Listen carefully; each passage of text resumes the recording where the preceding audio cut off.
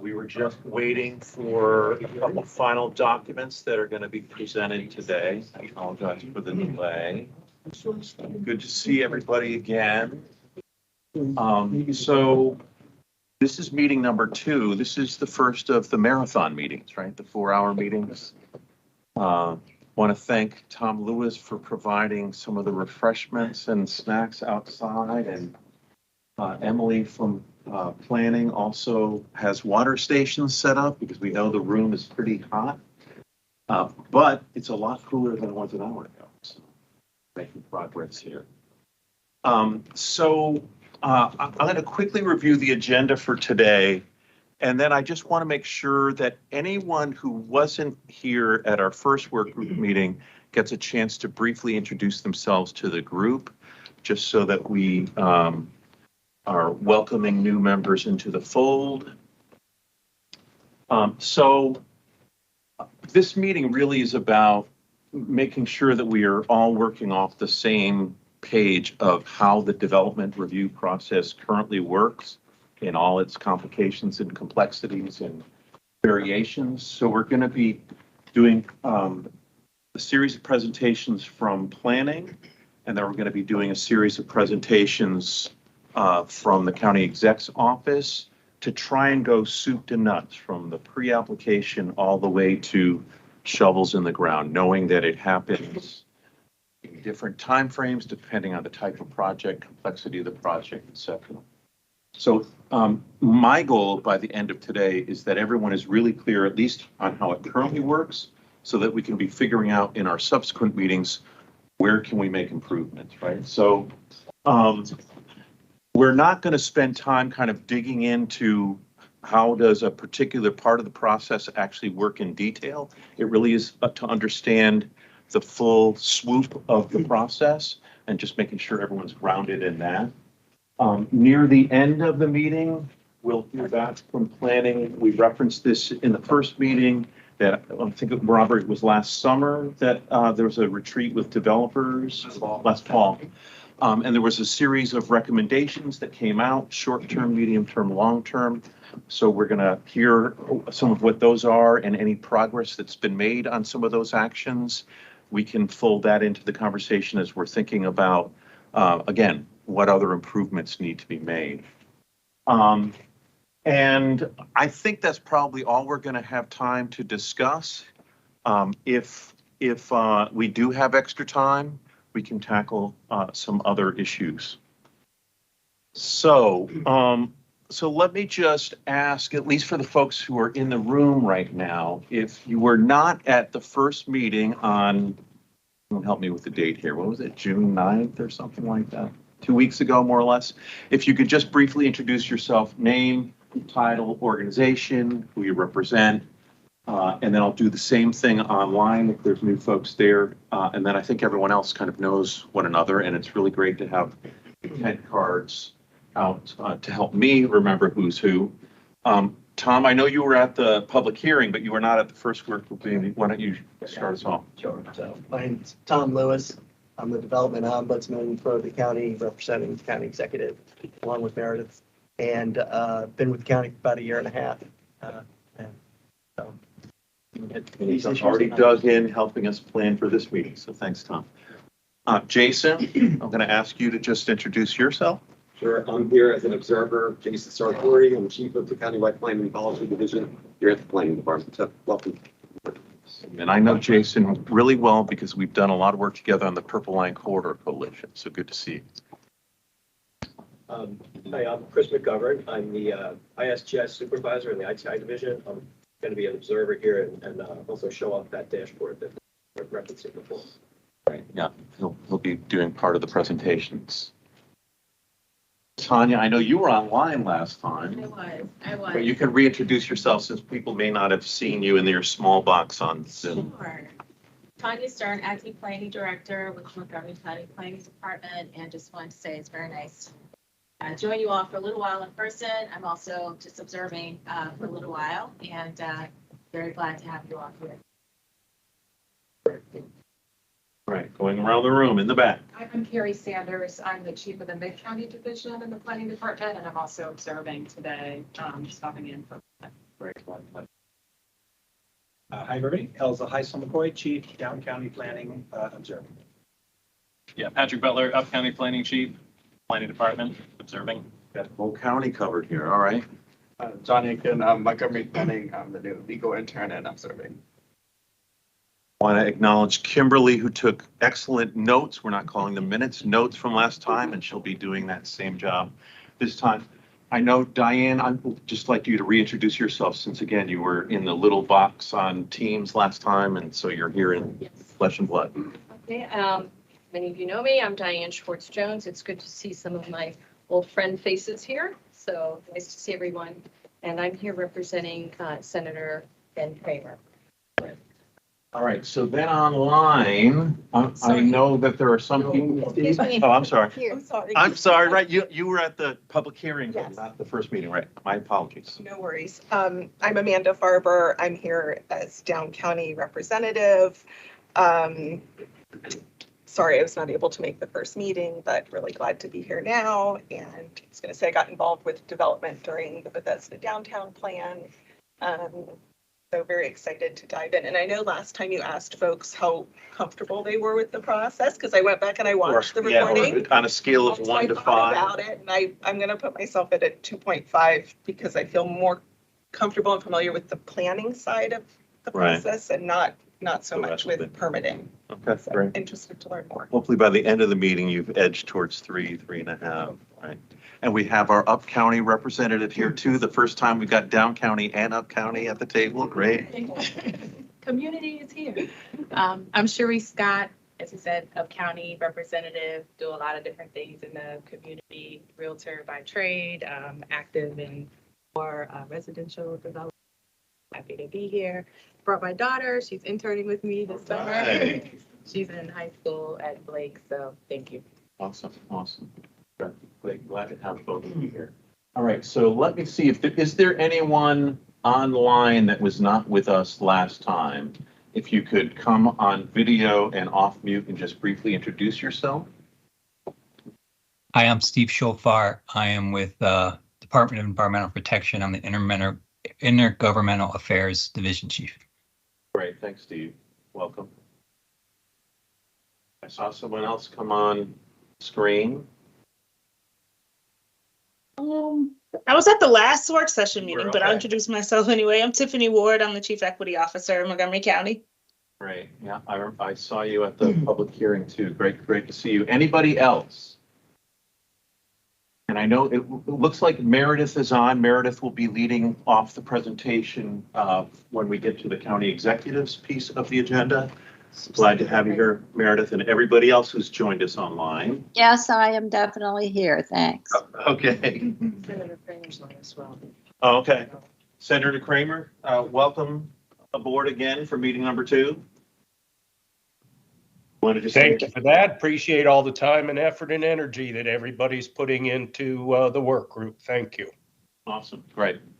Okay, so just again, the purpose of this meeting is to just make sure we're all on the same page on how the process currently works. All right, so we're not, I mean, if there are things that come up through brief conversation, the Q&A, et cetera, that you all want to flag, I can flag it on the flip charts of things that we can focus on in subsequent meetings, but we're really going to try and keep the, oh, we should do it this way, oh, we should do it that way. I remember when we used to want to try and limit that kind of conversation today, make sure that we're just clear on how it currently is working.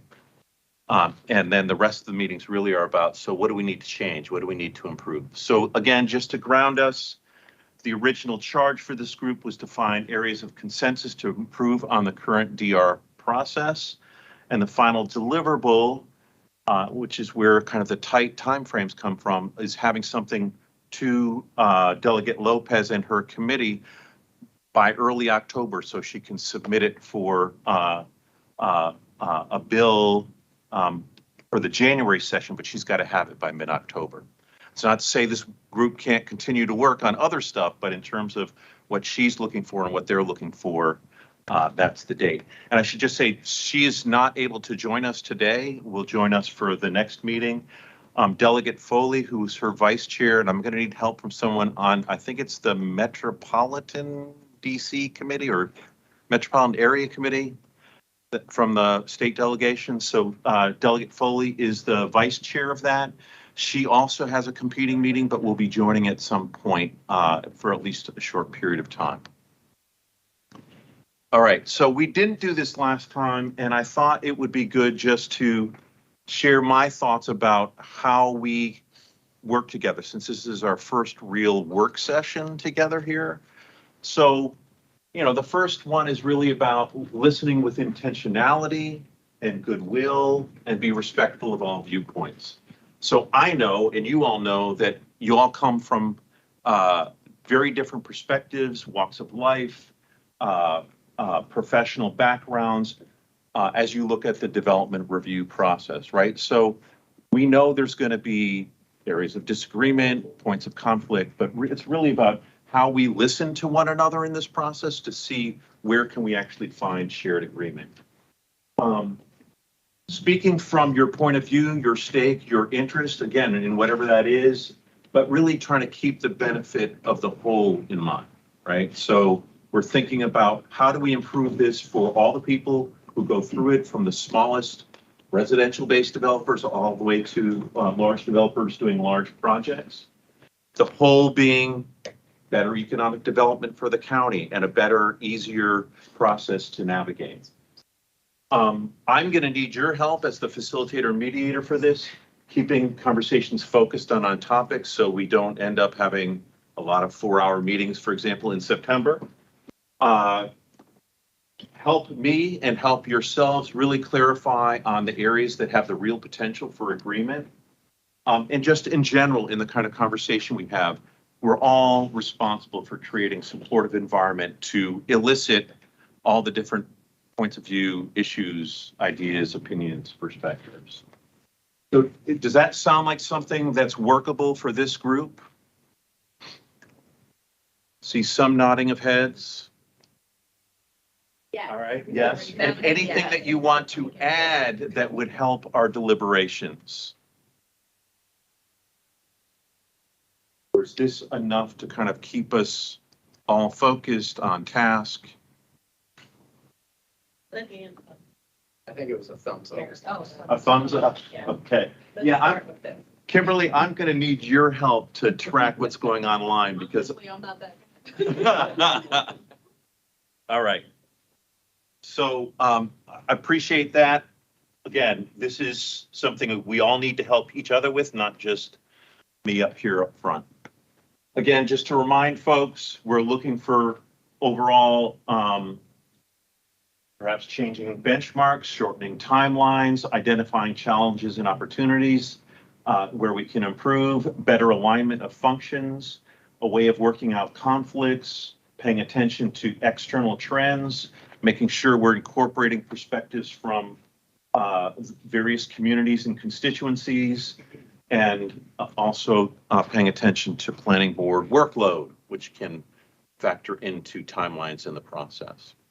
So I was asked just to remind everybody, at least the meetings that we've so far committed to.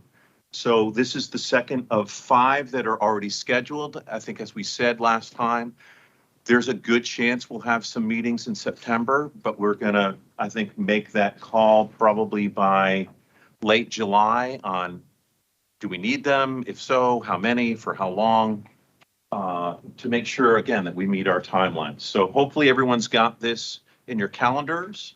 And again, if you can't make it, if you could send someone in your stead, that would be really helpful. That can then report back to you on what has happened in the meetings. And then we have 2 more public meetings. For those who didn't attend the first one, you realize that we didn't get a whole lot of signups or a whole lot of input orally. I think we got 2, maybe 3. And then we got 4 or 5 comments online over the course of last week. And that is, as I understand it, that's going to be an open, so people can continue to submit through at least this last meeting. Is that right? Okay. So that's something we're going to have to pay attention to. And having myself looked at what's been submitted so far, it's going to be hard, I think, for us to really, what are the themes, what are the patterns, what's reiterated, what's singular, and how do we pay attention to all of that to make sense of it and figure out how that influences the outcome. So again, that'll be a job for all of us. I think myself and staff will help to try and make it focused, to pay attention to what's being submitted, trying to put it in categories, subcategories, to make it easier for all of you to discern, but we'll just together have to figure out how that factors in to the recommendations, the process, the outcome. All right, and with that, if there are no questions, so I'll pause. Most of that's just review. I'm going to turn it over to, over here, Diane, sorry. So during the hearings, is it okay if we ask questions? So for example, at the last hearing, when somebody made a comment, one of the speakers said something about duplication. I would have liked to have been able to explore what that speaker found, or the specifics of what was troubling the speaker. Yeah, so that's a good question. I think that's something we'll have to take into account. So my experience with public hearings, which is very different than the one that happened last week, is that you have 50 people signed up where it's almost impossible to respond to individuals and kind of setting that pattern.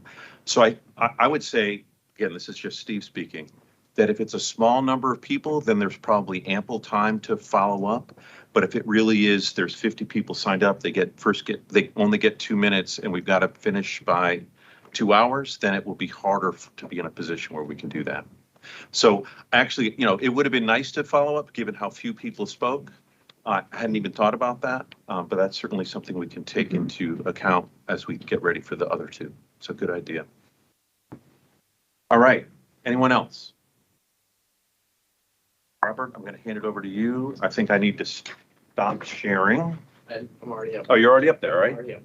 Thanks, Steve. And thank you all for coming here today. We appreciate, even though it's a little warm, we appreciate you being here at the building, which is on the screen. So we like to show it off. But we do appreciate the delegate giving us an opportunity and the county executive agencies an opportunity to kind of go over the review process that we have for what we view as development review, from intake to planning board approval, and then they're going to discuss permitting and post-approval processes.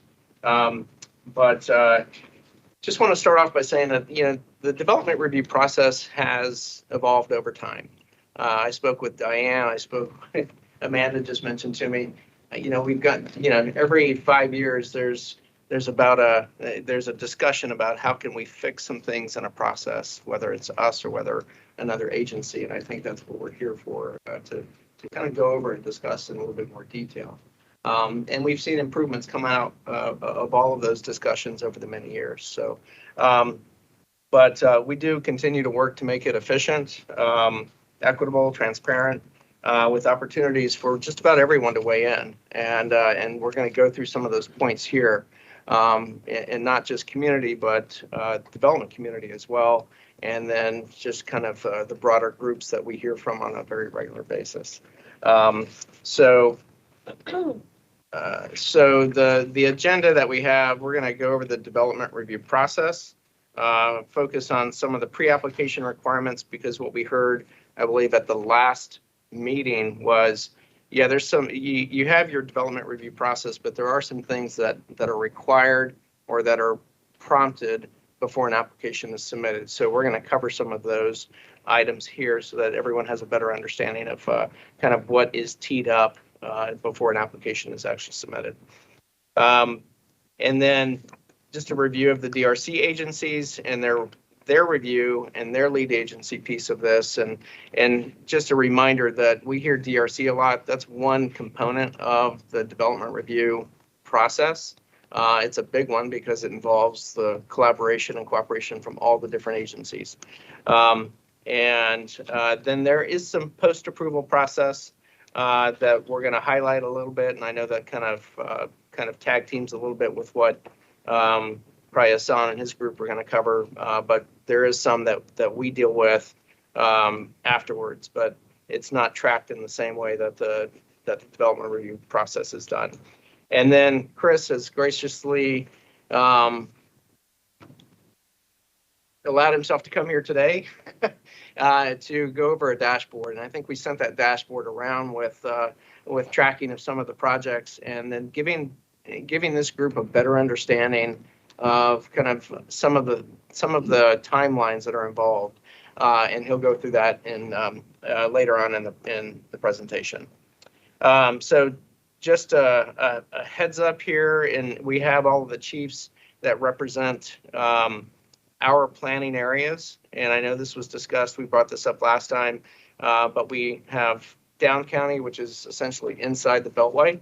Mid County goes up through kind of the emerging corridors of the county. And then we have the Up County, which is kind of the horseshoe around the rest of the other areas, including the Ag Reserve and some of the areas that are adjacent to the Ag Reserve. So one of the things I did want to just mention is Montgomery Planning Department we're part of MNCPPC, which is Maryland National Capital Park and Planning Commission. So we are an independent planning agency. It's a bi-county agency that leads planning and regulatory approvals for Montgomery County. We are solely responsible for planning, subdivision, sketch and site plans, and forest conservation plans. Although we are a separate agency, we do work closely with all the other agencies here, and you'll see that in some of the later slides. Before they go through permitting and ultimately inspections and final use and occupancy. But part of this is to show you that there's a technical expertise for all of these agencies here, including us. We have our own subject matter experts as do the other agencies, and we rely on each other and respect each other quite a bit in the work that we do. So we distributed this last time, and there's a handout here that gives you a timeline. Everything in blue is basically up to the point of intake versus intake to planning board approval. And then what you see in kind of a yellowish orange goes a little bit beyond that because our agency is involved with some of the forest conservation components of it and inspections. And again, we're going to go into some of the prerequisites like the natural resource inventory, forest stand delineation, which is essentially an existing condition plan before you submit an application. We have some other items that kind of fall into that pre-application category, and we'll cover that in just a minute. There is a pre-application community meeting that is a requirement of the zoning ordinance, and that has to be an applicant, consultant has to present to the community before any application is actually submitted. And submit, they have 90 days once that meeting is done to submit an application. So there are things that are in the zoning ordinance, and there's things that came out of many years of these types of meetings to see what we can improve. And this is one that came out many years ago as really an important feature to bring the community up to speed before an application is submitted. And then we have intake is when we formally accept the application, which is that third bullet. And there's a timeline involved with that, which is we have 10 days in the review cycle to take an application in. And I know that it sometimes goes through a number of those cycles, but that is the kind of the first stop for this clock. And it goes through our department, and then it's circulated through ePlans, which is our electronic review system that we use and that the rest of the agencies use as part of our review. Development Review Committee, again, is one part of this, and that's when all of the agencies get together to review an application. So the agencies essentially have about 2 weeks to review an application once it's submitted and accepted, and then it's distributed to the groups. So there's an opportunity for every single one of the agencies, and we get feedback from the public as well on applications before it actually goes to a Development Review Committee meeting. Some other timelines in here that I'll go through, and this is part of the review before it even gets to the planning board. So the revisions and plan prep and then our staff reports, and then ultimately goes to the planning board. But as part of the zoning ordinance, a couple of things that I wanted to just point out, because this goes to the timelines that we're all subject to. And this is when I say the zoning ordinance, that's chapter 59. I mentioned the 10-day cycle for review by intake. The other timelines that are in the zoning ordinance that we push really hard with with all the agencies is that an applicant must submit revised drawings 65 days before the date of the public hearing, and the public hearing is the planning board hearing. State and county agencies must submit their final recommendation 45 days before the date of that hearing. So you kind of have to work backwards from what the zoning ordinance spells out.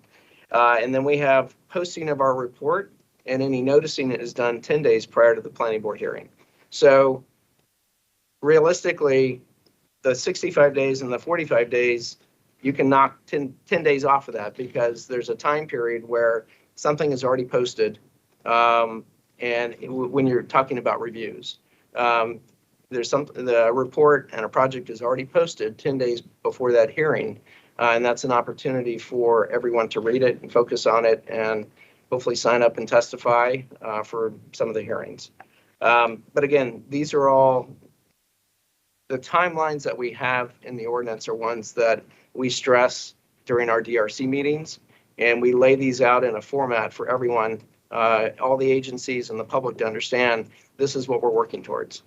There are provisions in the zoning ordinance for extensions, and you'll see a number of the case studies that we have that definitely use the extensions. We have some that don't need to go and get an extension by either the planning director or the planning board. But there are opportunities for a consultant to, if they haven't done everything they needed to do, if they didn't meet these timelines, there is an opportunity for them to extend that time period. And then I'm not going to go through the rest of this, because a lot of this is really post-approval, but there is a resolution, and then there's post-planning actions, which I'm going to cover in another slide. And I'm happy to stop. I know Steve asked if maybe there's time periods where during the presentation I can stop, and if you have any questions that I can answer, I'm happy to. And so this might be a good place to kind of put a pause. So we asked Robert, his team, and Tom and his team to do this kind of in chunks, so that we're not waiting until the very end of each presentation to ask questions. So yeah, you kind of pick the times, and if now is a Q&A time, let's do that. And again, the questions we're hoping are primarily focused on making sure that you understand, clarifying what you heard and making sure you understood. I have a question. Sure. You listed the things that you have exclusive jurisdiction over, but I didn't pick them all up. There was subdivision, forest conservation, and what were the others? Sketch and site plan. Okay, thanks. That's my question. Thanks, Meredith. Other questions online or in the room? Okay, Robert? Yes. I was not able to keep up with my writing. What is the issue 45 days before the hearing? So 45 days before the hearing, that's when the agencies that are part of DRC have to provide us their final letter. And the final letter is about? Usually it's a recommendation letter, whether it's supporting or not supporting it. And usually those letters have conditions of approval. And so when we do our staff report and prepare our staff report in the teams, they're taking the letters from these various agencies and either referencing the letters, or they're taking certain things out of those letters that need to be specifically listed as a condition of approval. So it's multiple letters. It's not a single kind of joint. It's letters from pretty much all of the agencies. Got it. Yeah. Other questions? Yeah. So I've got questions, just because DOT only really touches preliminary plans. That's correct. And I'm looking at this process, and I'm seeing, and I heard, and I knew these things are out there, but I was curious how it relates to the process that we're looking at. Sketch plan and then site plan, and is there some looping that's going on in this process that isn't shown on this simple schematic? So that's a good question. Let me go to another, so here's a process timeline that we've used that is a very simplistic. So to answer your question, and it really is dependent on the zone, Tim. So sometimes an optional method project, let's just say downtown Silver Spring or Bethesda, is going to go through a sketch plan, a subdivision, also called preliminary plan, and a site plan. In some cases, those applications can be done all independently. And this will show you a sketch plan has 90 days, preliminary plan has 120, and a site plan has 120. It used to be many years ago that the preliminary plan was kind of the swing plan. So it would either go concurrently with the sketch plan or it would go concurrently with the site plan. That doesn't mean that they can't all go independently. They can. And then they'd follow these timelines here. So each one of these applications, if they go independently, has to follow that loop. So what you're seeing there in terms of the timeline. But we do have plans that we consider economic drivers, that we consider speed to market, that can do all these three concurrently. And we try to do those within 120 days. And Robert, just for clarification, so this timeline here fits where on the graphic? This timeline, so just take the 120 days, would start from intake all the way to planning board approval. Okay. And again, I wouldn't say this is an etch-a-sketch, but this is really something that's very simple that I think people understand from a timing perspective, that there's 3 different types of applications that come in, and there's a timeline associated with each one of them, unless they're consolidated. Would you say, Robert, the sketch plan would be really for them to get a knowledge of what the process is going to be down the road? That's like we have a design consultation. You want to start a project, you come and then we hit you. Okay, you want to build this thing. We bring all the subject matter experts to give you all the stuff. And your experience, because I don't know, it used to be what, pre-preliminary plan or something, then it was changed to a sketch. Do you see it's a useful tool at what's going on? I mean, so the sketch plan is intended to be big picture. And for those that have been in the development field for a long time, what it did was it replaced what we called a project plan.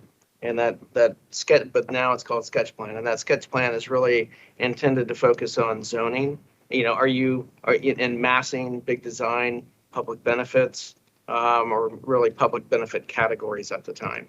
And it's really intended to be big picture, to kind of get a better understanding of what you can do on the site. And it really identifies at that time kind of what you need to do in your next steps. Yes, sir. So does this timeline apply also to smaller development projects? And do you need as much time, and do they need a sketch plan versus a site plan for someone who's just maybe changing their agricultural land to residential in some regard? Well, so maybe that's 2-part question. So the first part is not every project goes through all 3 application types.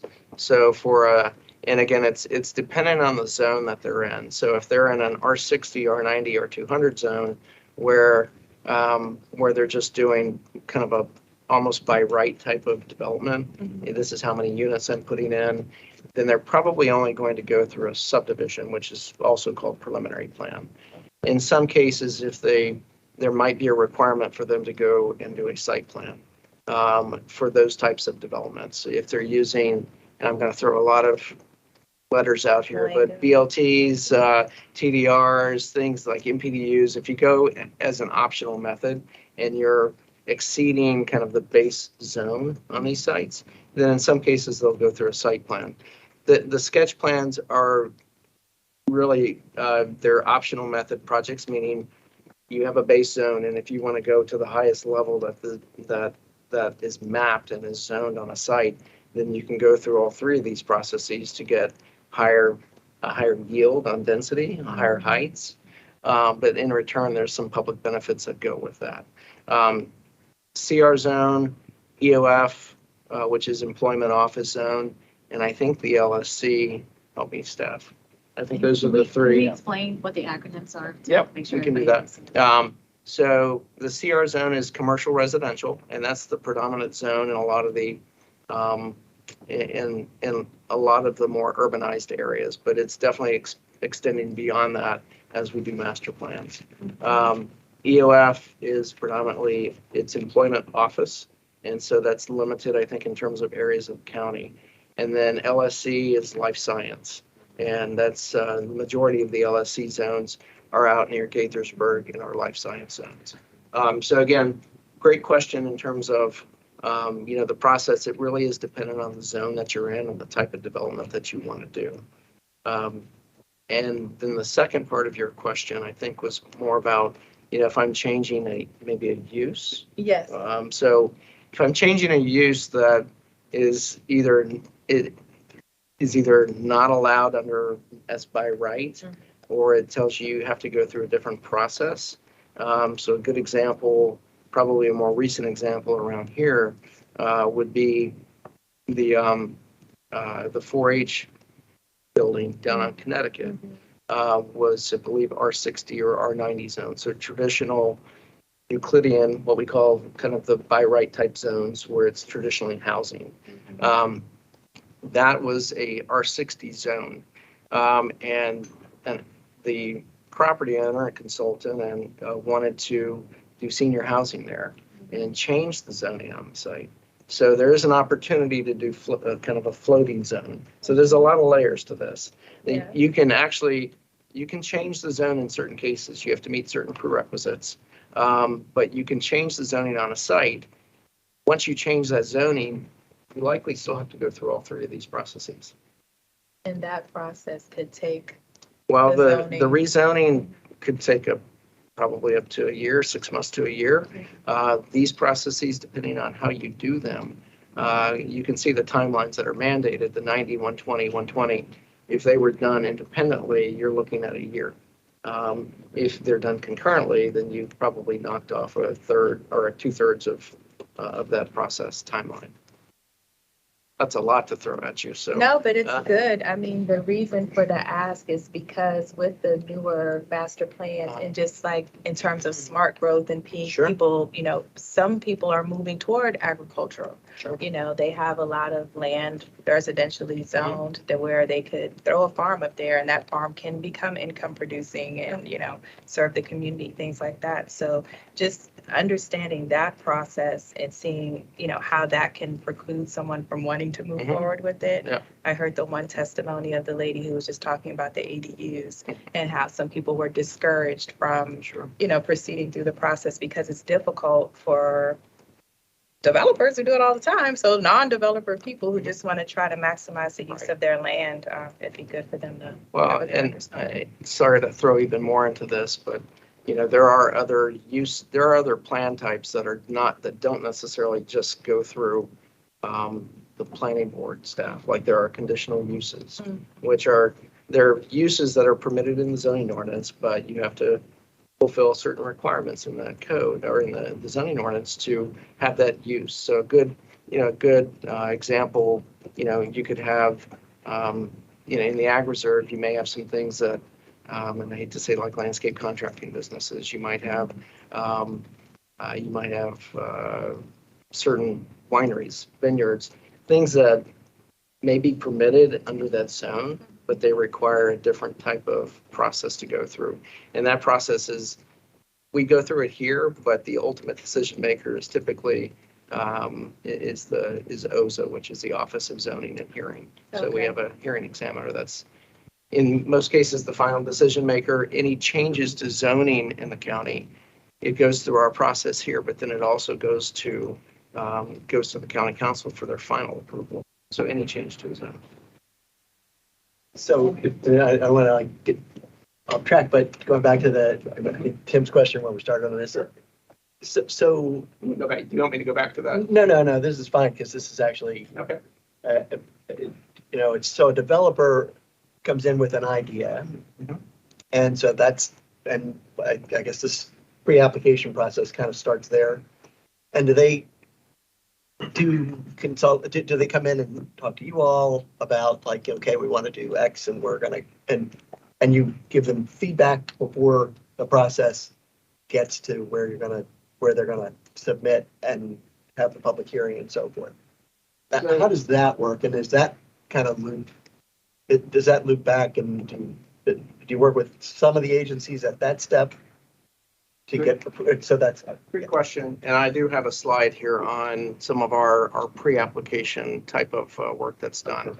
In many cases, we will have a consultant or someone who's a property owner, or in many cases, it's someone who is a contract purchaser that wants to come in and talk to us. And in many cases, they're talking to other agencies too. So if the meeting's in our office, we typically invite other people from DPS to come in, especially if there's a zoning issue that comes up that we want to talk about. But in most cases, applicants are coming to us to see what they can do on their property. And they want us, it's kind of a fact check with the zoning ordinance with density. They're looking at a master plan. So, hey, did we get it right? You know, because the master plan, depending on the age of it, might have some loose language in there that they're trying to interpret. But also they're looking at height and massing and compatibility. And again, we're not, from staff's perspective, we're not actually reviewing the plan for them at that point. We're giving them kind of big red flags or, yeah, this is a good project. You need to submit it, but you have to, there's a lot of work for you to do to kind of move ahead with that. In some cases, an applicant, and I would probably look to maybe Gary's I mean, you may come to us, but we may say we don't have the expertise in one area. You may go talk to someone in DPS about stormwater or well and septic. You may go to DOT to look at the road sections. So there's another version of that, which isn't on here, is concept plan.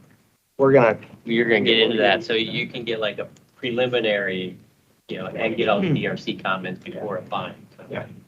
And I should have mentioned, just going back to Amanda's comment about where, I'd say my knowledge of the process here in Montgomery County is maybe started out pretty low, 2.5. I had a little more interaction with Baltimore, Howard County, Baltimore County, experience there, but this is a unique system here.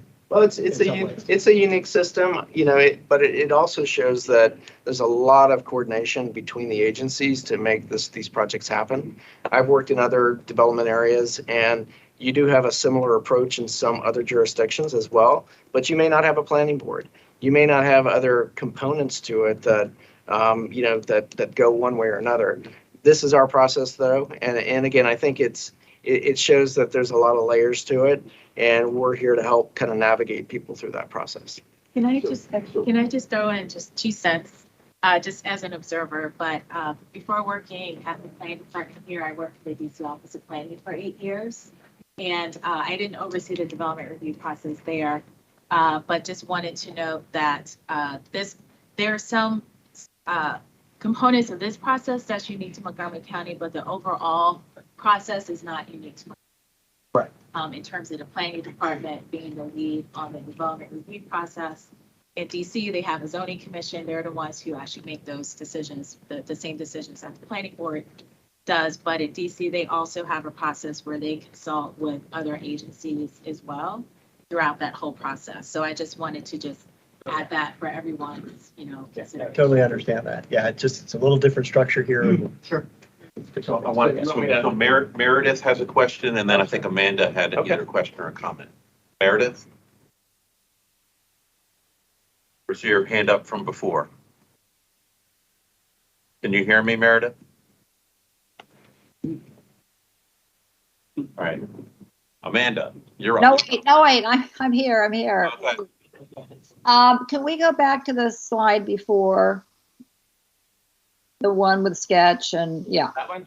Yes. Okay, good. Okay, now my question is about, you said that for sketch plan and site plan, planning and MNC, PPC have exclusive jurisdiction.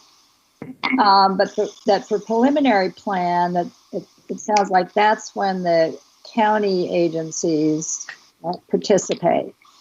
So for optional method developments, do most of those have preliminary plan, or do you have data on that? Well, let me correct something, because the planning board has jurisdiction on all these plans. And all of the agencies are involved in every single one of these applications.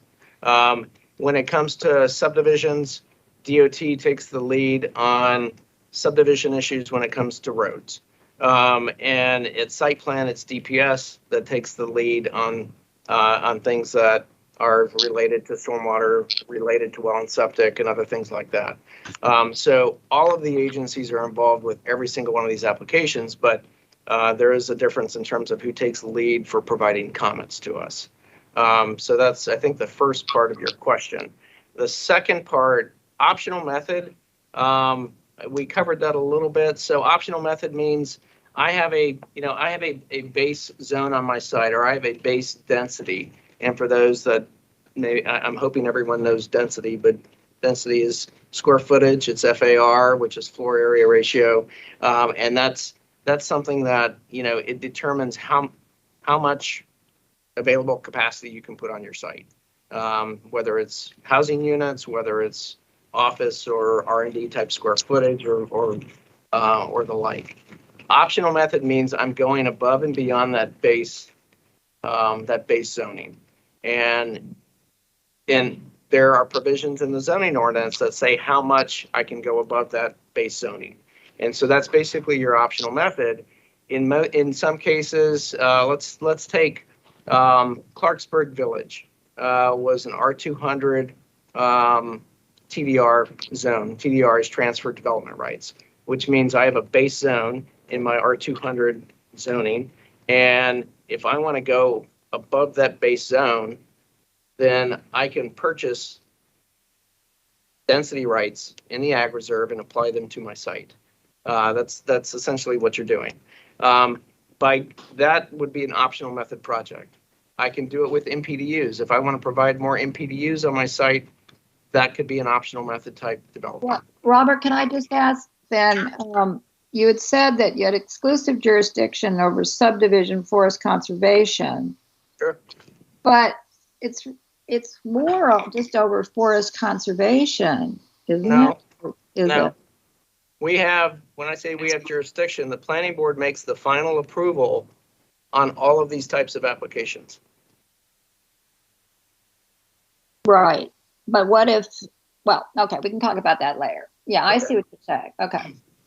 But let me go back to the optional method, and I can keep going, Steve, because I know we have. Just want to make sure Amanda had a comment. This was a quick question, just looking at the applicant community meeting portion of this. So can you just clarify how or if community comments that are provided at that point in time are they used just by the developer, or are those comments then carried through to planning staff? It's a good question. Thank you.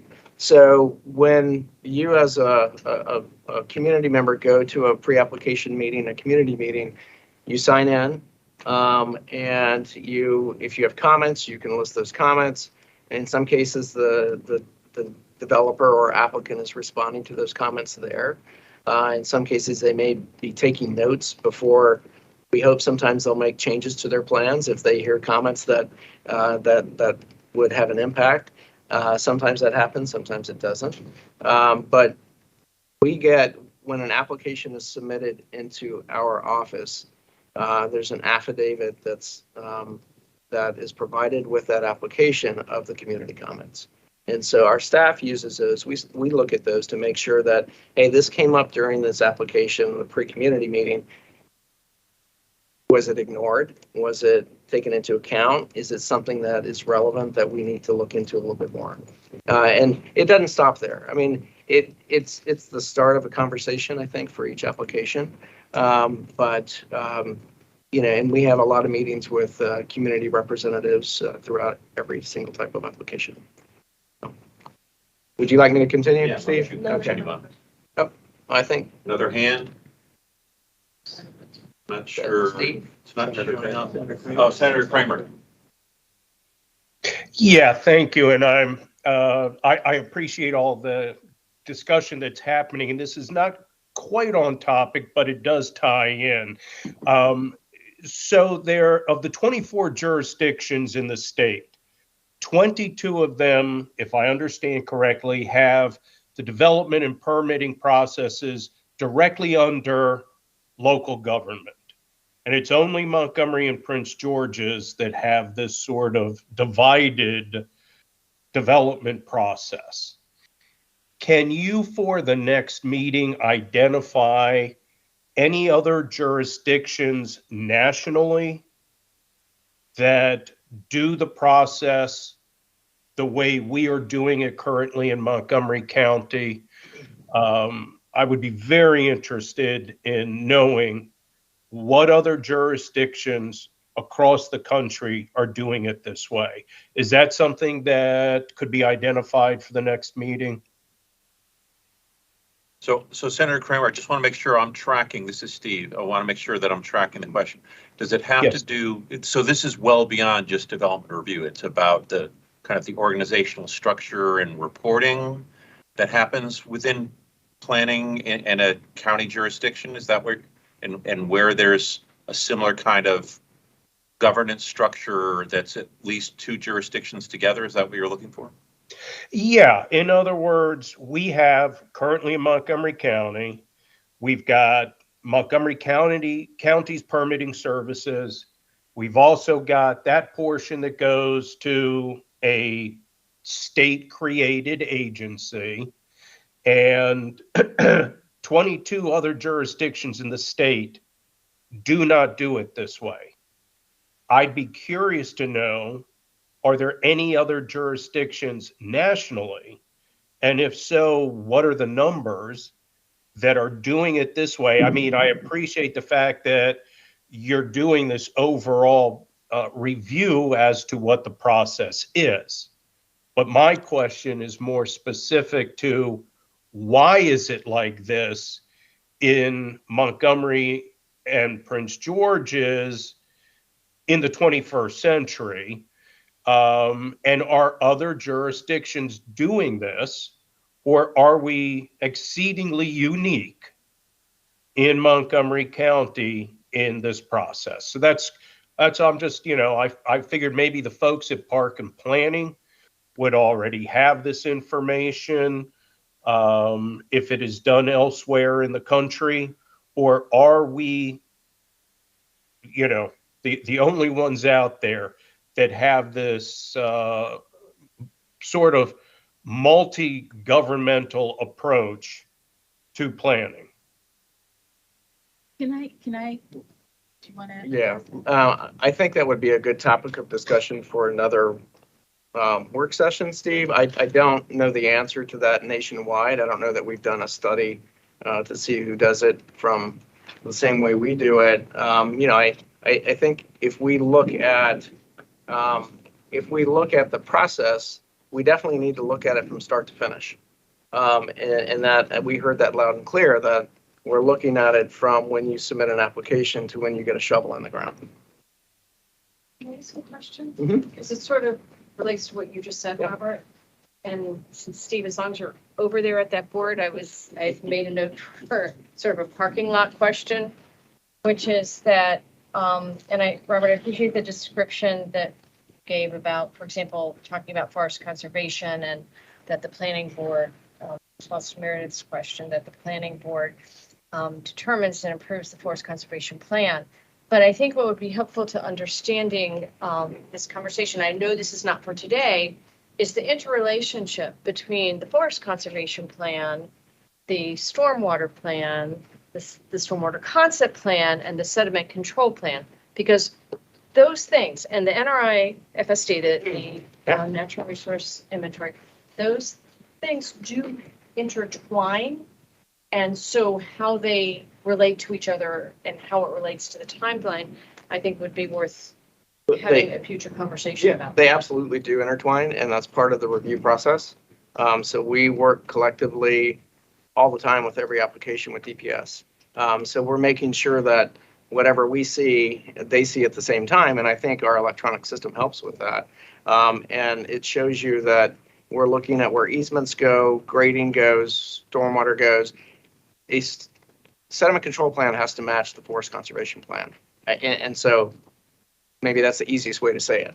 No, I understand that. I was just raising it as a placeholder. Okay. Because we're talking process, and as I understood the mission of this group, or the sort of the goal is also to identify within the process, where are there related conversations going on, and how do they identify? So that's all. I want to make sure, you said four, I think, different things. So forest conservation, stormwater, sediment. There's stormwater concept plan, there's the stormwater concept plan, the stormwater plan, the approved plan, the sediment control.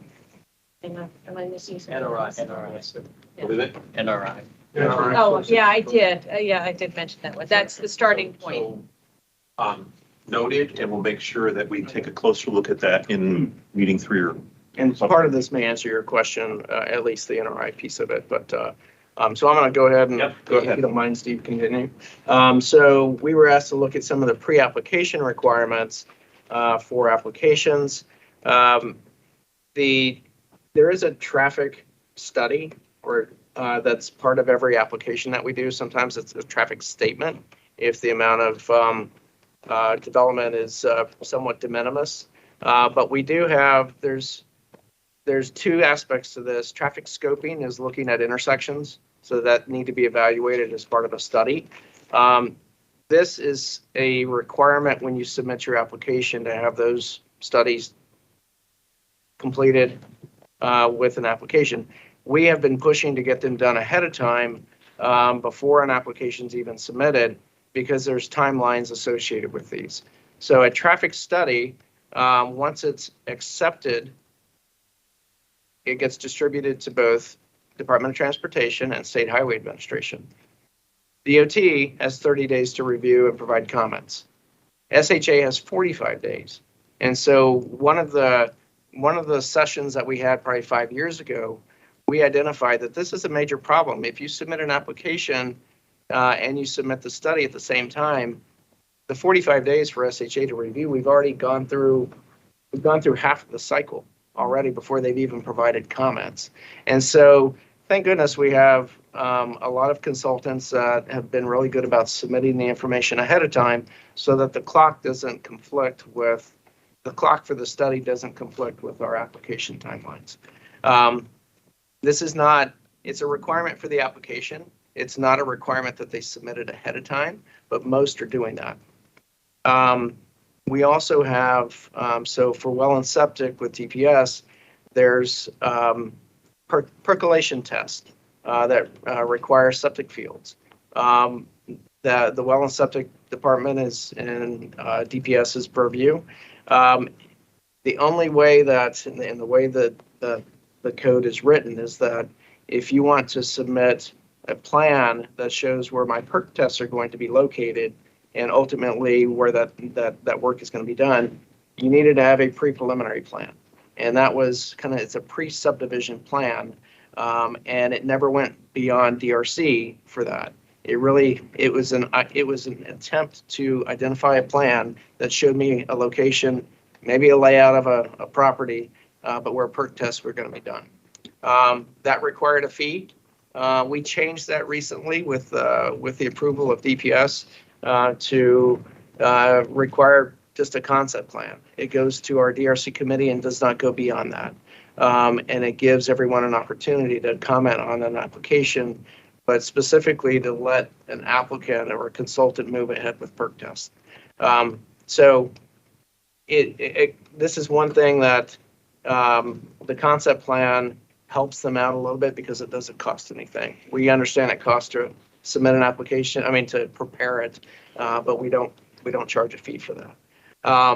So that is a kind of a pre-requirement. We also, one of the mandatory requirements is for our NRIFSD, which is Natural Resource Inventory, Forest and Delineation.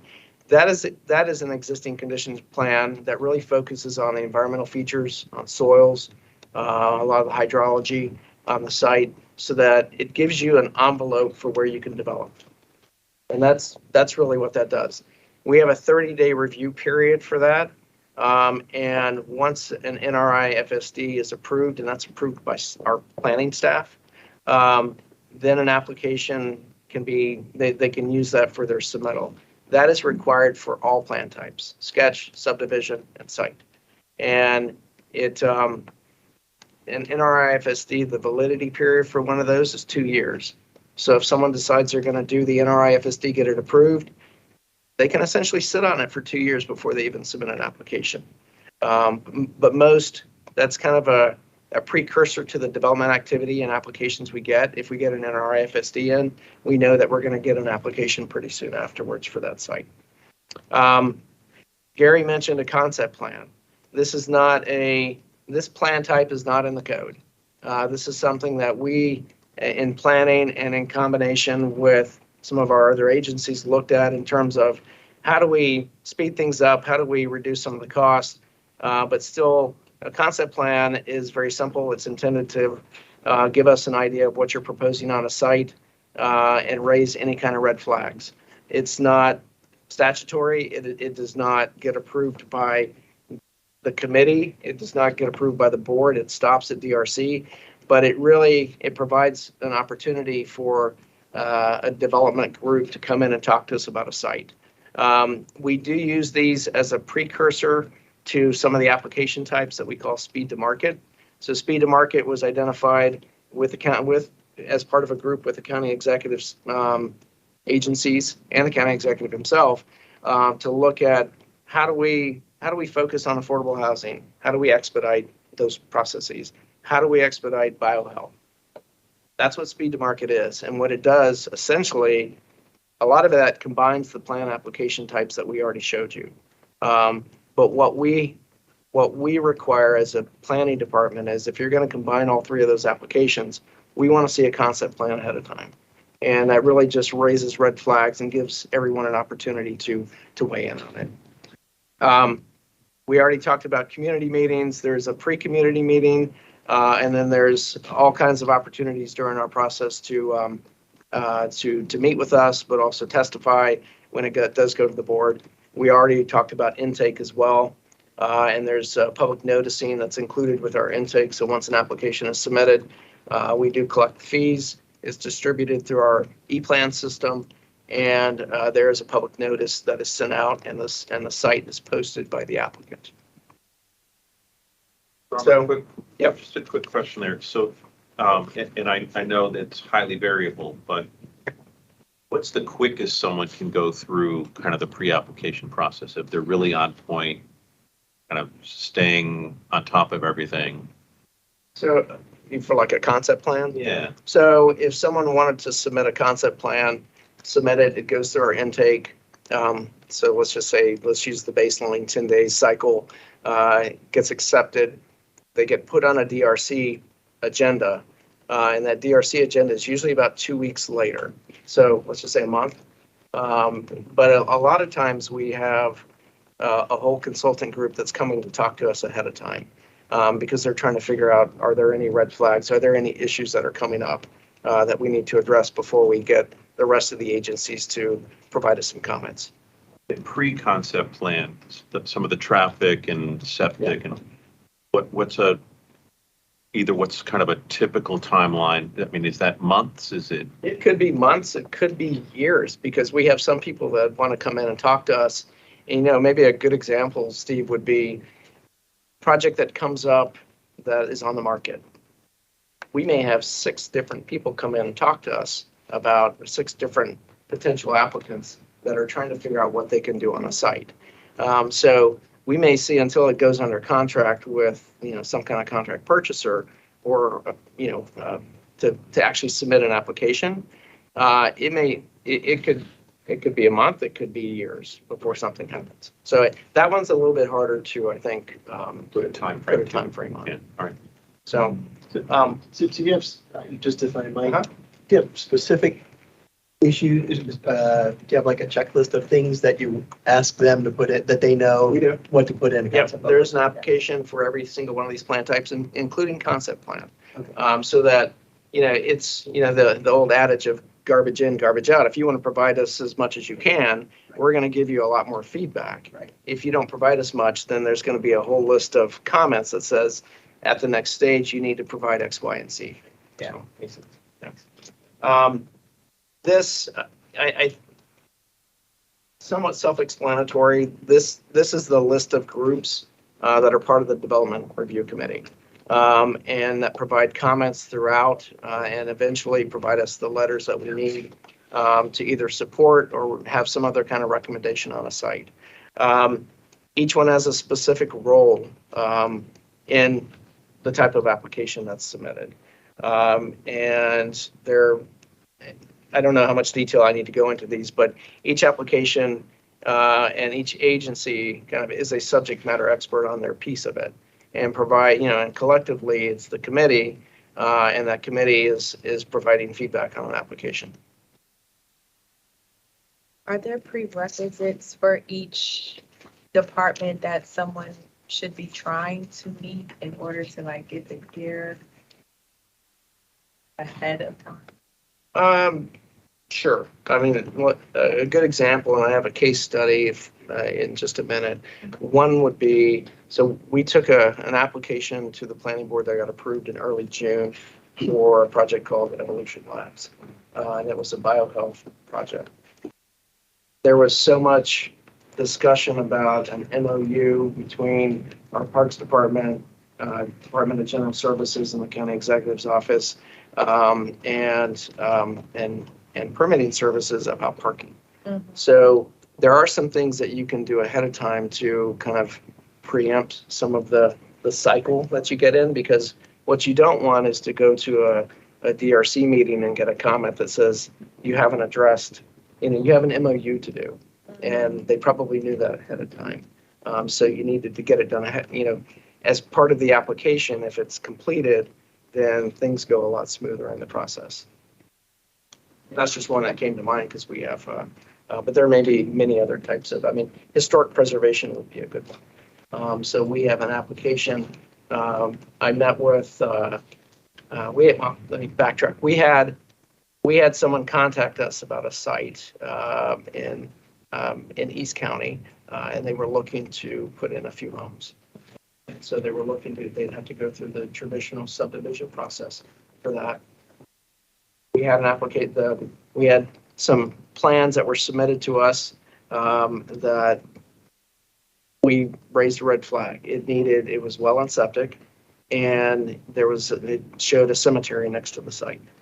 So the cemetery wasn't really mapped, it just showed cemetery. And so we just automatically raised a red flag. We talked to our historic preservation department. We talked to Heidi over in DPS and said, hey guys, just to give you a heads up, this is a site. We're not saying we support or don't support it, but you need to understand that there's some things you need to do before you actually take the next step. Yeah, Robert, all these groups will meet with you before you submit anything. Yes. So if you know you need a mile of sewer to get to your site, you go meet with WSSC and figure that out. But it's not worth talking to anyone else, So everyone will meet with you and figure out your questions before you come to plan. Gotcha. So I'm going to move on. This is just we use ePlans, which is our electronic review system. We take everything that is submitted to us is done electronically, and it's distributed and reviewed electronically by all of our staff. And I know a lot of the other agencies have their own system of ePlans for permitting, for other items. This is specific to review. And it's easy to track, and again, you get prompts for your review. Sometimes it's, we used to call them kind of nudges. You get an email that says you have a task to do, and that's still the case. So I want to finish up with a little bit of the post-approval process. So there are some things that happen after the planning board approves an application. Within a few weeks, there's a resolution which memorializes what got approved by the board, and that's mailed out, and that's really what starts essentially your validity period for your application. Certified plans. So with every staff report that we have, there's usually conditions on those staff reports that say you have to address X, Y, and Z. These certified plans have to meet those conditions before they're certified, and they're certified by staff. Similar to the other agencies, there's some bonding, some easement agreements. TMAG is traffic mitigation agreements. And then there's some other legal documents depending on whether or not you might have a forest conservation plan that has more legal agreements to take care of. And typically those easements are shown on a record plat, which also kind of solidifies what you can do before you go forward with the building permit. And those, right now, the record plats, they go to the planning board for final approval. And then permits, they're issued by DPS. Can you say a little bit more about what a record plat is as someone who's not in the mix here? So once an application, a plan is reviewed, it's approved, a record plat is submitted that identifies the property. It identifies easements, dedications, rights of way. It might have other legal agreements that need to be shown on the plan. In some cases, like for private roads, there's different agreements that go on that for that type of element. Forest conservation easements. It's a plan that doesn't have like grading on it. It doesn't have building footprints on it. It's basically the land with kind of what the parameters are for it for someone to develop. That record plat is recorded in the land records, and so then that becomes your official document to be able to move forward. Yeah. Actually, I had two questions, but your record plat is what tells you you have a buildable lot. Yes. You can't build on anything if you don't have a buildable lot. That's what the record plat, which is the iteration of that process is. But two questions. One, are we going to get a copy of these slides I can send it out, sure. to the group? That'd be great. Absolutely. Thank you. Yeah. And then on the record plat, this is a piece that's not clear in my mind. So when you're going through the preliminary plan, certified preliminary plan process and moving on to the record plat, is there a separate application that then comes in for the record plat? There is. There is. Okay. And is that noted? Because I don't, is that noted in relation to a project when that application is actually submitted versus when it's accepted? Do you mean like noticed? So if somebody files an application for their record plat, is the date of filing that application noted versus the date when it's accepted for filing? Because you do that with other things where you can see exactly when an applicant actually submitted something initially. The tracking for record plats is going to be different because, as you know, a record plat could get submitted, we provide comments, and it could sit for 2 years. It could sit because an applicant has decided they don't want to move ahead right now, because as soon as they record that, their property taxes go up. Then they can pull the building permit. They can do other things. It's tied. The record plat is tied to the validity of a subdivision plan. But in terms of noted, we do have data that shows kind of what when an application's submitted, when we've provided comments, and then ultimately when it's approved. But that's not something we track as much as we do the development review process. Does that answer your question? But we don't track it. We do have a submitted date and an accepted date. Submitted and accepted date, yeah. Patrick just mentioned that we have a submitted and accepted date. I don't know that we have a tracker, but we definitely have a record of the submitted and accepted date. Yeah.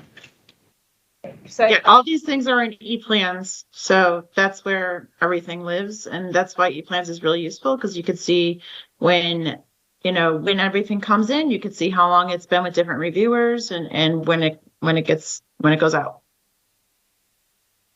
Great. So before I'm going to go through just a few quick case studies, because it's really just showing you kind of the level of type of work that's going in and some timelines with it. Any questions before I go to these? Because once I'm done with this, I'm going to turn it to Chris to do kind of the dashboard. I do have a question. Sure. I feel like I asked another question. But I'm taking it all in, and then I'm just thinking overarching and things that I hear come up in different hearings and stuff like this. Is there an aspect of your role that encompasses the overall infrastructure of the county and what it can support and what the developer should look to absorb versus maybe what the county can add to it in areas, for example, where we have well and septic, but now it's progressive and we want to do more development. Like, how does that come together in this process? Good question. So maybe the best way to answer that is the master plan process that we have in the county really is the guiding document. It's the vision for not only the community, but the county. And that's typically about a 2-year timeline for analysis and working with the community. The recent one, I know you were in the Sandy Spring area. We just finished up the Ashton plan. And that was about a 2-year cycle to look at transportation, environment, historic and cultural properties, zoning, and land use. And so all of that is done as part of a review. And it identifies kind of what the vision is, in most cases, for the next 15 to 20 years. And that is a collaboration with all the agencies that are part of the DRC, but it's also ultimately goes to the county council for their approval. So in the short answer is yes, we do have kind of a network and of how we review the projects and a vision and how that ties into the county's overall these projected goals, whether it's for housing, for transportation, environment. A lot of that is brought out in the master plan. And the idea is that the recommendations in the master plan are set so that a developer can come in and say, it just lays it out almost like a menu for them. And we do realize there's kind of some give and take, and there's always not as much specificity on some of the sites that we'd like. But I think that's because we know that it evolves over time.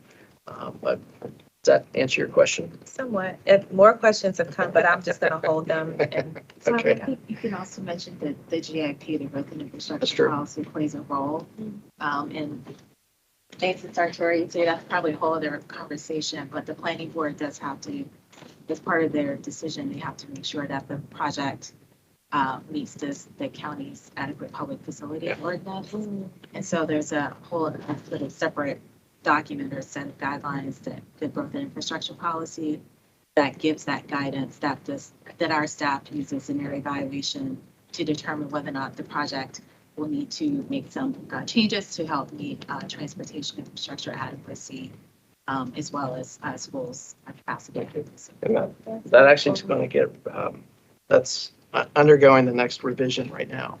We've started that new cycle to look at the growth and infrastructure, which used to be called subdivision staging, and then when it went to growth and infrastructure policy. So let me, so a couple things here. One, I'm hoping that Robert and Chris can be done by around 10:04, so another 30 minutes or so. That's fine. And then take a 15-minute break, and then we'll move to the county executive's presentation, office's presentation. Thank you. The other thing, I just want to make sure that online you're able to hear everyone's voices in the room. I just want to make sure sound is picking up sufficiently for everyone who's talking in the room that you can hear it. I see one thumb up. Yep, Yes, I can hear. Yes, yes. Perfect, thank you. I will go through the case studies quickly.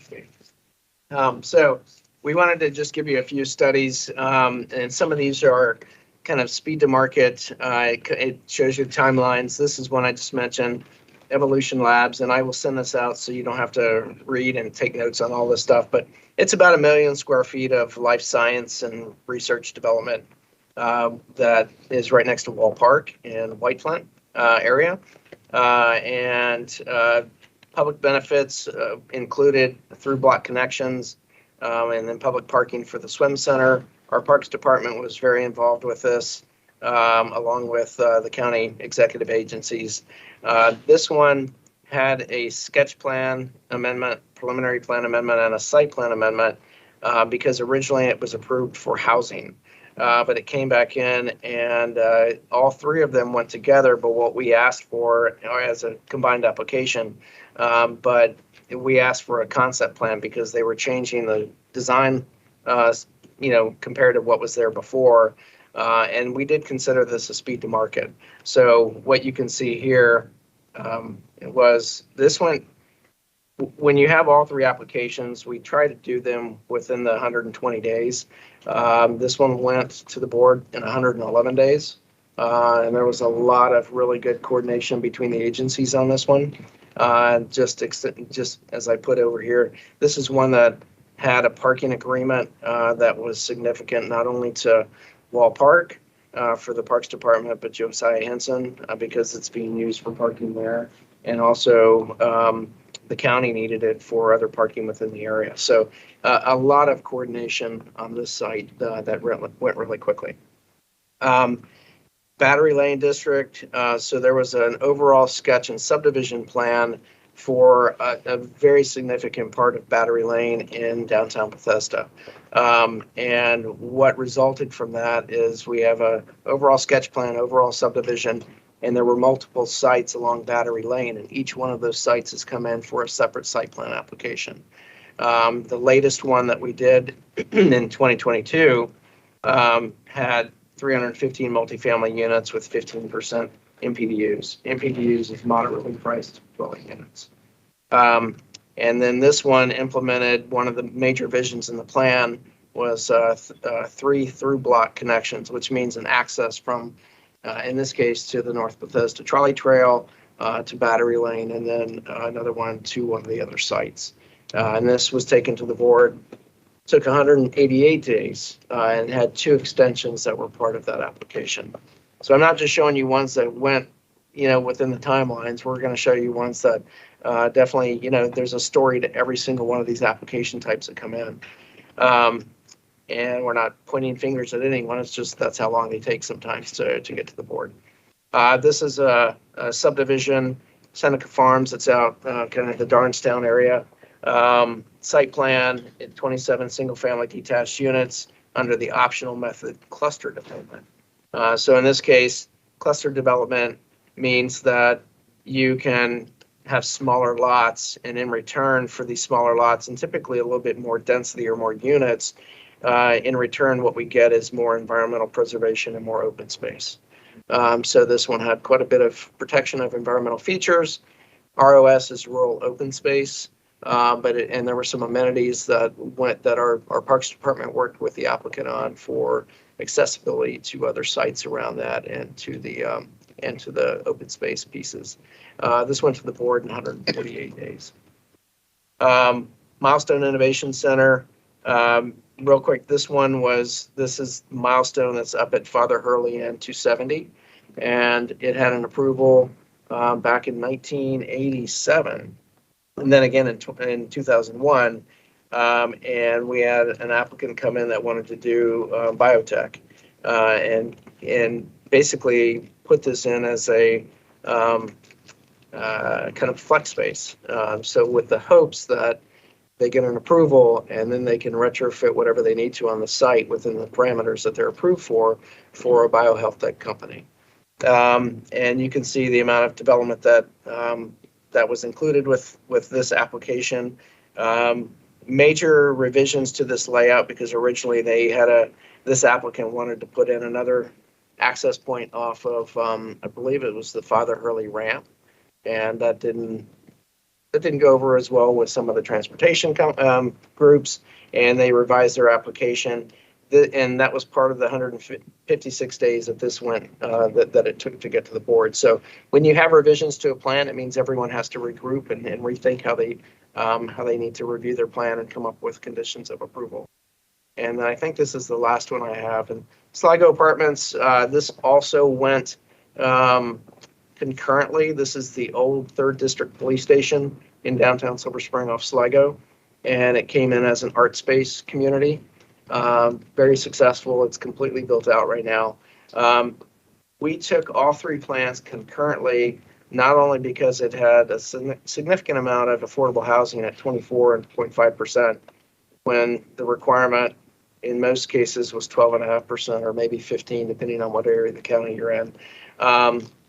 But this one was preceded by a local map amendment, which the better way to say that, and I think Sharice, to your point, is a rezoning.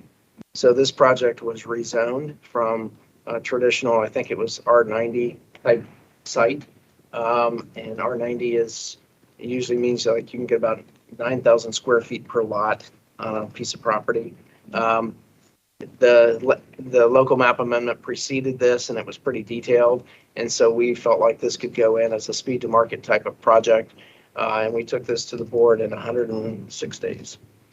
So again, a lot of the legwork had been done through the local map amendment, but it shows you that we can get things done with the cooperation of everyone sitting at the table. So with this, I'm going to turn it over to Chris, and he's just going to go through a dashboard that he worked on and created for the department. And, we've been asked to look at some data.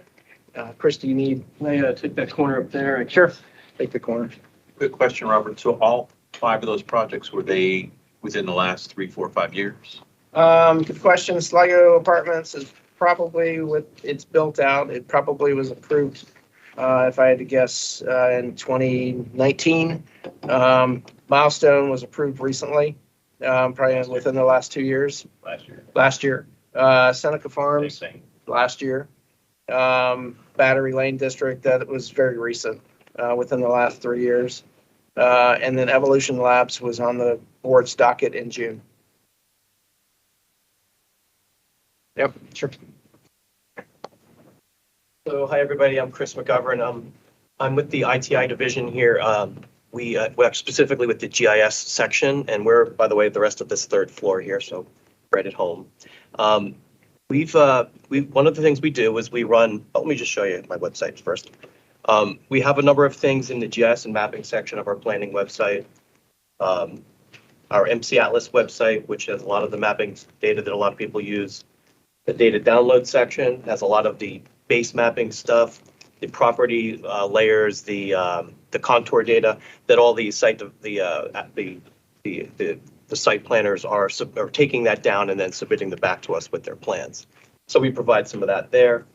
But what I'm here to show you is what we've added to the development side here. We also run as Robert mentioned, our e-plan system, which tracks all of our electronic reviews and tracks all of the the approval statuses and whatnot.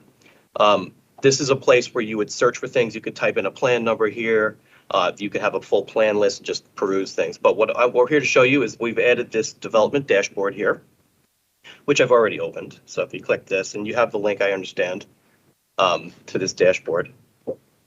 So this dashboard is showing, is actually in 3 sections. The first section is showing the quantities of what we've been approving over the last 10 years, since 2010, well, 13 years.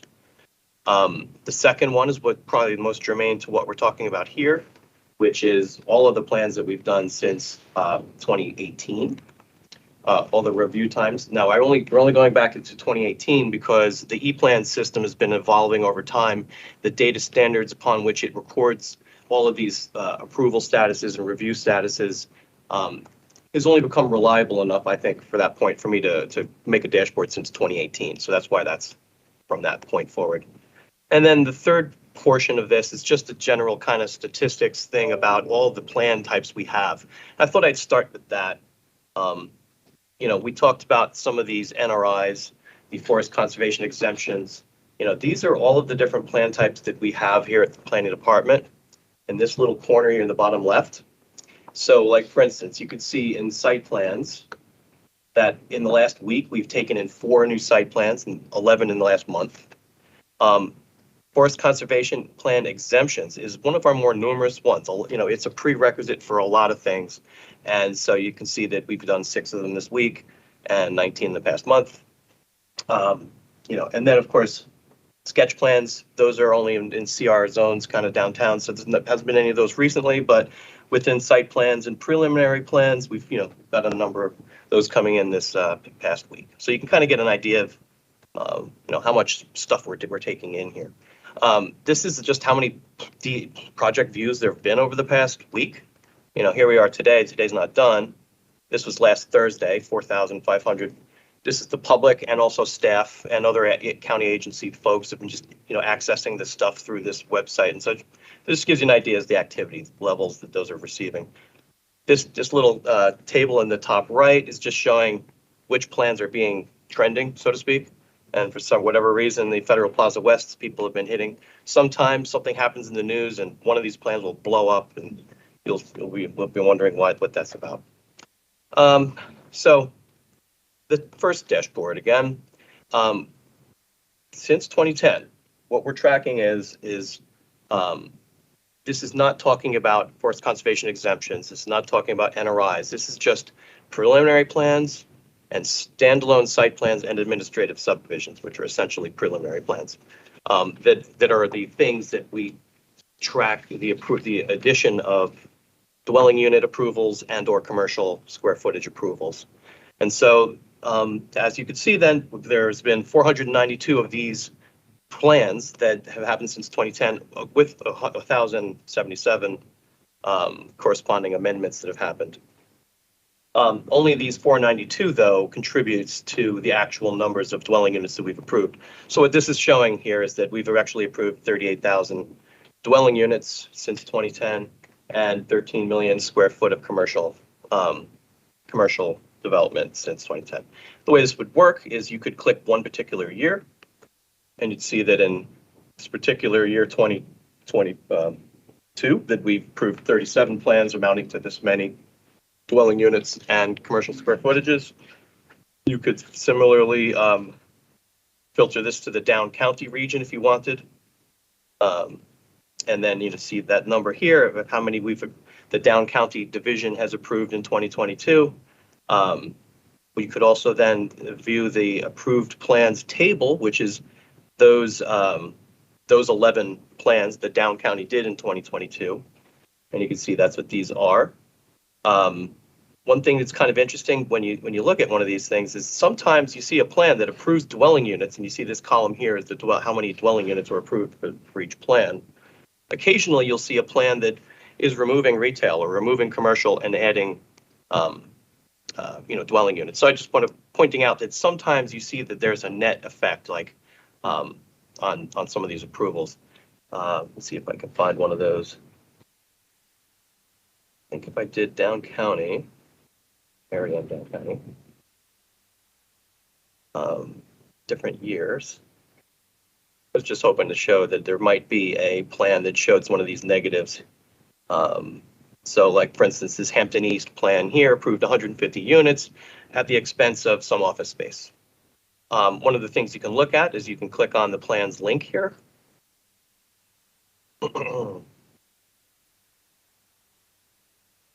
And you can see who the applicant is, who the lead reviewer is here within the planning department. This is where you would actually get the documents associated with this thing. And so you click that and you see these are all of the documents that we are taking in on intake. We're only showing stuff that's been approved in this dashboard. And one of the more interesting things you'd want to see, of course, would be the staff report. And so here's the staff report link. And, it talks about all of those conditions of approval that are in those findings that are being made. And all of that's located in these things. So I'm not going to dwell on that too much, though, because we're here to talk about the review times. So similar to, and by the way, each of these dashboards has this little button here that you just press that, it resets itself back to the beginning. Now, to develop the review times dashboard, this is including every plan type we have, NRIs, forest conservation plans. So here they all are. This is the average regulatory time, the time from where we've accepted the plan to where it's been decided. And so, this is all of the types for all of these years averaged out. So for all of these plan types for all of these years, the overall average is 153.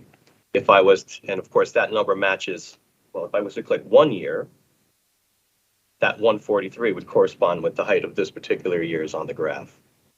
Now, this is just 2022. I could look at different years, and the overall average for all of these plan types changes. Now, we wouldn't really lump all of the overall plan types together into one overall average. If you wanted to look at just site plans, for instance, you would select just these plans down here. And so now these are the overall averages for site plans over these past 5 years. Now, the average regulatory time is made up of 3 things. It's made up of our review times, the time in between our review cycles, the applicant is submitting corrections and amended plans, which we would then subsequently review again. So there's a portion of this time that's on our reviews, and then a portion of that time is on the applicant resubmitting plans. And then after that's all over with, we're creating a staff report, noticing it on, making a public notice of it, and scheduling the planning board sessions. So we call that the report time portion of the overall time. So the 48 corresponds to the review, the 69 here corresponds to the applicant time, and then the rest to get to 152 is what these report days are. Similar to the other table dashboard, there's a table for this as well. And so, I'm looking at site plans, which are the plans that begin with the number 8 on these little links here. And so you have a column for the total days, and these are the data that makes up these little graphs. You have the submitted date, the accepted date that marks the beginning of our review, when the end of the review has been occurred, and then from that time period to the decision date is the report days. So this review days column here, the report days column is simply the duration between the decision date and the end review date. The total days is simply the time between the accepted date and the decision date. And then the intake days is the time between the submission date and the acceptance date. Now, I'm sorry, is this all drawn from project docs? yeah, so that's the beauty of this, is that we've got this project docs, the e-plan system, and it is automatically coordinating all of these players in all of this. So like, what is the review? Like, we have a plan here with a certain review time and an applicant time, and the project doc system's coordinating all of these players, and it's keeping them on task. It's getting them to do their task timely. It's noticing them, and then it's recording the data. And then this dashboard just works automatically. I just was able to build this with a few people over in our group, and it's just reporting what's coming out of this system. So it's automated, and I don't really have to work on it or anything. But I do have a slide that I wanted to talk a little bit about a review. Now, I mentioned here that there's a review time for us and an applicant time. So this is just some random plan I picked that had 3 review cycles. You can see I have a yellow section, a blue, and a green section. Then you see the first column says review cycle 1, and then 2 and 3. So what's happening is once the intake was done, E-plans, the intake coordinator marks that the fee is paid, everything's ready to go, and they check off something in E-plans. When that occurs, E-plans automatically then emails the lead reviewer, and the lead reviewer then creates review cycle 1 and brings in all of the actors on that first review cycle. And then E-plans notifies each and every one of those people, from DPS, multiple DPS people, WSSC. And this particular one it was in a municipality, and so they had a review stake in this as well. Public schools has a stake, DHCA, and you can read all the rest of yourselves. But there's a lot of people here that all got emailed by Project Docs to say the applicant has submitted their stuff and it's ready for you to go look at it. And they do, they look at it, they provide their feedback, they say that this needs to be fixed or whatever their feedback might be. And when they're all done, at the end of that cycle, it emails the applicant and says, here are all the comments that we've had on our first review, please address them. And it gives them an email, a link so they can upload new plans. In this particular case, it went from 6/4/2021, and it took them 25 days before they apparently submitted the next iteration of their plans. And then once that did, it triggered our E-plans, our reviewers, to start review cycle 2. Emailed them, said, here are the new electronic files. They review them, do the same cycle all over again. So I just want to point out that, it's coordinating a lot of people, and it's recording this data in a way that makes a nice dashboard that's, easily maintained, I should say. But again, this is just the review portion. And so there's applicant days and the review days. And then at the end of this third cycle here would have been where I was describing the review date end. This is the end review date. And so from there to the decision is the reporting days, where we're creating a staff report, scheduling the board hearing. Now, I wanted to show you a couple other interesting things. Question for you. Sure. This dashboard looks like it is recording data on a submission. Is it possible to figure out for a project the life cycle of all the review, like what's a typical review for all the steps in the process from one end to the other? Not easily, but yes. Because, as we've all been discussing here, you don't build a building with just one preliminary plan. You start with an FCP exemption and an NRI, sketch plan possibly. And then it may well also go to a site plan. Now, what you do have access to here is, like, if I just look at some preliminary plans here. I'm going to go down county again. Real quick though, Chris, are you asking Tim through permitting all the way to use and occupancy? Well, no, what I was curious is, with not to say permanent use and occupancy, right? Because use and occupancy, I mean, a large project might take years of construction, right? But what I was curious is to get all a project. What I heard the developers say at our first session was, there's uncertainty about how long it takes to get through the process. And generally the process takes too long. And so when you look at, it seems to me we need to not only look at how long does it take for one plan to be reviewed, but what's going on, what's happening, follow a project through its cycle rather than just one submittal for that project. Does that question make sense? Sketch, preliminary, and site? Yeah, because we're talking about how do we streamline development in the county, not how do we streamline the review of a single submittal. I mean, that streamlining all those individual reviews can help contribute to crashing the schedule, but I'm talking about, is there a way to take a look at this data and say a typical project takes 7 years or a typical project takes 2 years, or is there a way to even kind of relate it to the complexity of the project?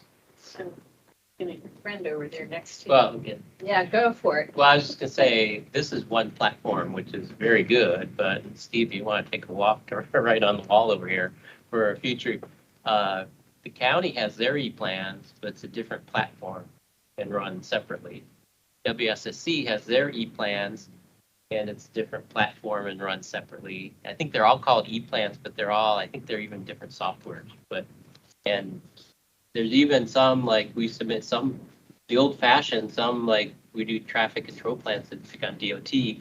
Those are just emailed out. There's not but so there's multiple platforms, but, to track the whole project, you'd have to go to one platform or cross-link those, or there's some, form to make those all. Gary, I want to make sure that, so you said, obviously, the one that we're talking about here with Chris, WSSC, I thought you said one more. DPS. So this is parking planning, which takes you through all grade info. But then when you go to DPS and, stormwater management, some of the other plans, it's a different system. Things actually, I was looking at you for a different reason, because to Tim's question, to his comment, when a developer comes to you, the developer's gonna come to you and say, I'm buying this piece of, not that there's much of this left, but a piece of Greenfield's property, I want to take it, this was my vision for it. Do you draw out from the private sector's mindset sort of a work plan, phases of work plan?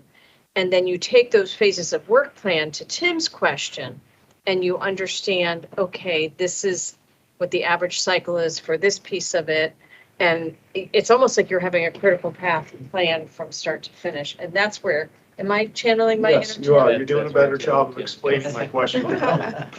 So, and we'll do that. We'll do Gantt engineer charts versus the and lawyer. critical path, but because there's certain things, whether it's intake with planning board, whether I'll get my plat recorded, all those are milestones that different developers track. Real quick, but there's a big gap there and an uncertainty about if I do my sketch plan, there could be a really big lapse in time before they submit their next stage of plans. there could be.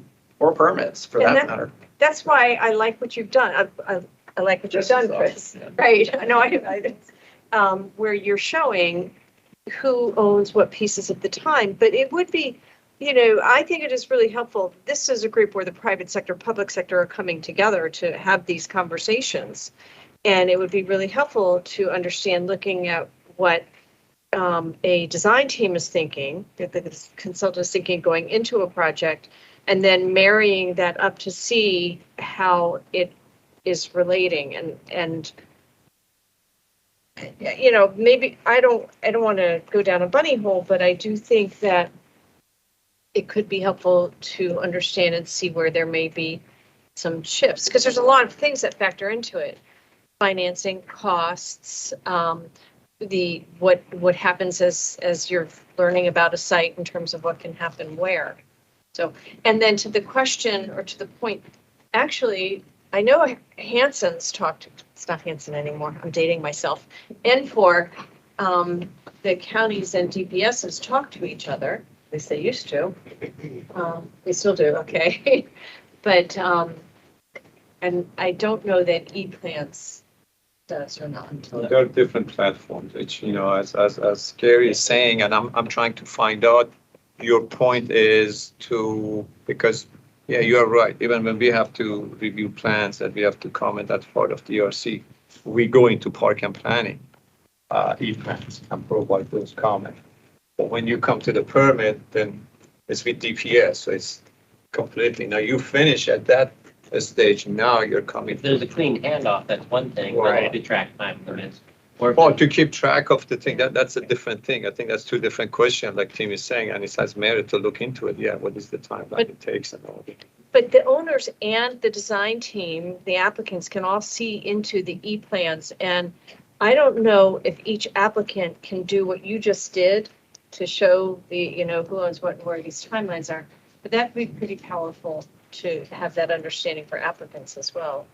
I do have something in here that can get to Tim's question and also the handoff question on an individual project basis. It's not perfect because, obviously, and there is a handoff, but we have things that sit in the pipeline for decades and never go to permit. So, the handoff goes into where that handoff starts is another question. But anyway, so here I'm looking at some preliminary plans. These are ones, by the way, you see there's preliminary plan and then preliminary plan extension.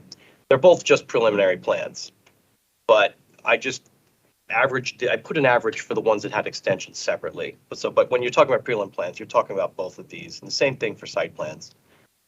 But anyway, with this, I'm looking at some preliminary plans that had extensions. I wanted to look at this Battery Lane project because that's one of the ones that Robert had mentioned, and also for another reason. But so when you click on one of the links, it opens up the project page for this project. Now, there's a Gantt chart for, the handoffs on this little Gantt chart thing right here. But also, every project has its related applications. And so you can see here that, well, this one participated in a sketch plan. Now, I can't looking at this, I don't know if it was, if it was at the same time or together or not, or sequentially. But it also had an NRI, and then, of course, the site plan. Now, what I can do is I can click on the sketch plan and find out, what its time frame was and see if it happens to coincide. This particular one was accepted in 10/6/2021, and the preliminary plan that we're talking about here was apparently afterwards in 2022. It was accepted in April 2022. Now you could kind of the Gantt chart for the sketch plan. You could look at that and find out how much that took. And, what time frame was there between the sketch plan and when they actually submitted the site plans and the prelim plan. And I can try to amend this in such a way to try to synthesize that together. I think that's a new challenge that I'm definitely going to try to take up, because I think that it certainly would clarify the big picture much better. Right now, you just have to go one plan at a time with the way the dashboard's constructed, though. But that being said, we do have this Gantt chart for this particular project. And you can see the red ones are the in between the applicant ones. And this is kind of weird because we've had all these extensions that were filed on this guy. But ultimately it gives you the duration here and what the dates when some of these reviews began and ended. But it doesn't tell you who was involved in review one. It says review cycle one. I showed you that other PowerPoint and it had DOT and it had some other people. It's not perfect in that regard. But when you look at the online documents, and if you look at a staff report, You can see a lot of information here that would be germane. One of the things that I wanted to look, I was noticing about this one, it tells you what the acceptance date, usually there's always some reason why something went long. You can read that in this staff report. One of the things I was looking at in this staff report, though, was related to the growth infrastructure policy. There's always findings for like the school facility payment. Is there enough school facility in this particular, where this was approved? I'm sorry, that was actually in the the planning board resolution. And I'll just cut to the chase. But this particular resolution does not require a school facilities payment because this school was had adequate capacity, for instance. And so those are findings that we're lodging into these resolutions. Quick question, for the extensions, is that always the applicants asking for extensions, or is it ever the other way around and staff asking for? I'd say 99% of the time it's the applicant asking for the extension. There have been a few where staff has asked for the extension for a variety of reasons, but it's predominantly the applicant. Oh, and I have this example here I wanted to show you because you see this plan here was at 462 days, the one right above the Battery Lane one. And this one, and all of these had extensions. And I was looking at the staff report and it was like, oh, this is a good example because it shows, it explains why there is extensions. And it talks about the unique nature of how the life cycle of some of these things go. So here's their staff report. It's got the acceptance date. I'm not going to beleaguer all of this, but one of the things I did find in here was this on page 1 here. It's talking about the planning board granted the first extension and then future extensions. And the reason being is that the applicant was apparently waiting on a zoning text amendment that presumably gave them better development, or they wouldn't have waited for it. But they were sitting there waiting on and filing extensions, waiting for this zoning text amendment to occur. And I guess we just let them. So we filed the extensions, and so that's reflective in the dashboard item for this particular guy.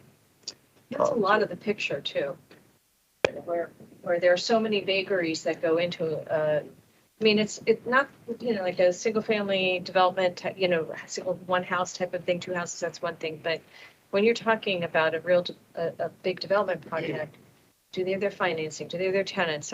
Does the tenant want to have different types of changes or somebody they're trying to attract? Does the zoning allow for it? If it doesn't allow for it, is there a zoning text amendment in order to allow for even something very simple? Because sometimes there's an overlay zone. And it's also balancing. We have these many competing and important public policies that are reflected in our laws, and everybody thinks it's a good idea as they're each coming up, but they all impact how you can satisfy all of this. Timeliness, right? Correct. Yeah. They all, the reviews, the number of reviews. And so that's why it's hard to get your head around it other than to try to understand. I know you're looking at the ones that worked well. If somebody feels that something hasn't worked well, that's what would be really helpful to us to try to get our heads around that piece of it. I just have one little thing. So I'm trying to wrap this up in the next few minutes so we can take a break and then move to county executives team. But go ahead. The only other thing I wanted was to highlight that one of the other features that we've been adding to those DAIC project pages, and this is the Battery Lane project we were just looking at, is we've been adding these 3D ArcGIS urban links to the page so that the public can actually try to visualize, the before and the after of a project and have some sort of a visualization in their hands that they could have before the public hearing. And so this is just another piece that we're starting to add, and they gave me permission to go ahead and show this to you, that we are starting to add these to some of the new major projects before the actual, approval dates happen. So, and, the public can open this. It opens in a iPhone and whatnot, but it's really just for visualization. Were there a couple quick comments? No, we're good. I have some comments. It's Meredith. You're going to take us out to the break. Oh, okay. Well, then I'll be very brief because I know everybody needs a break now.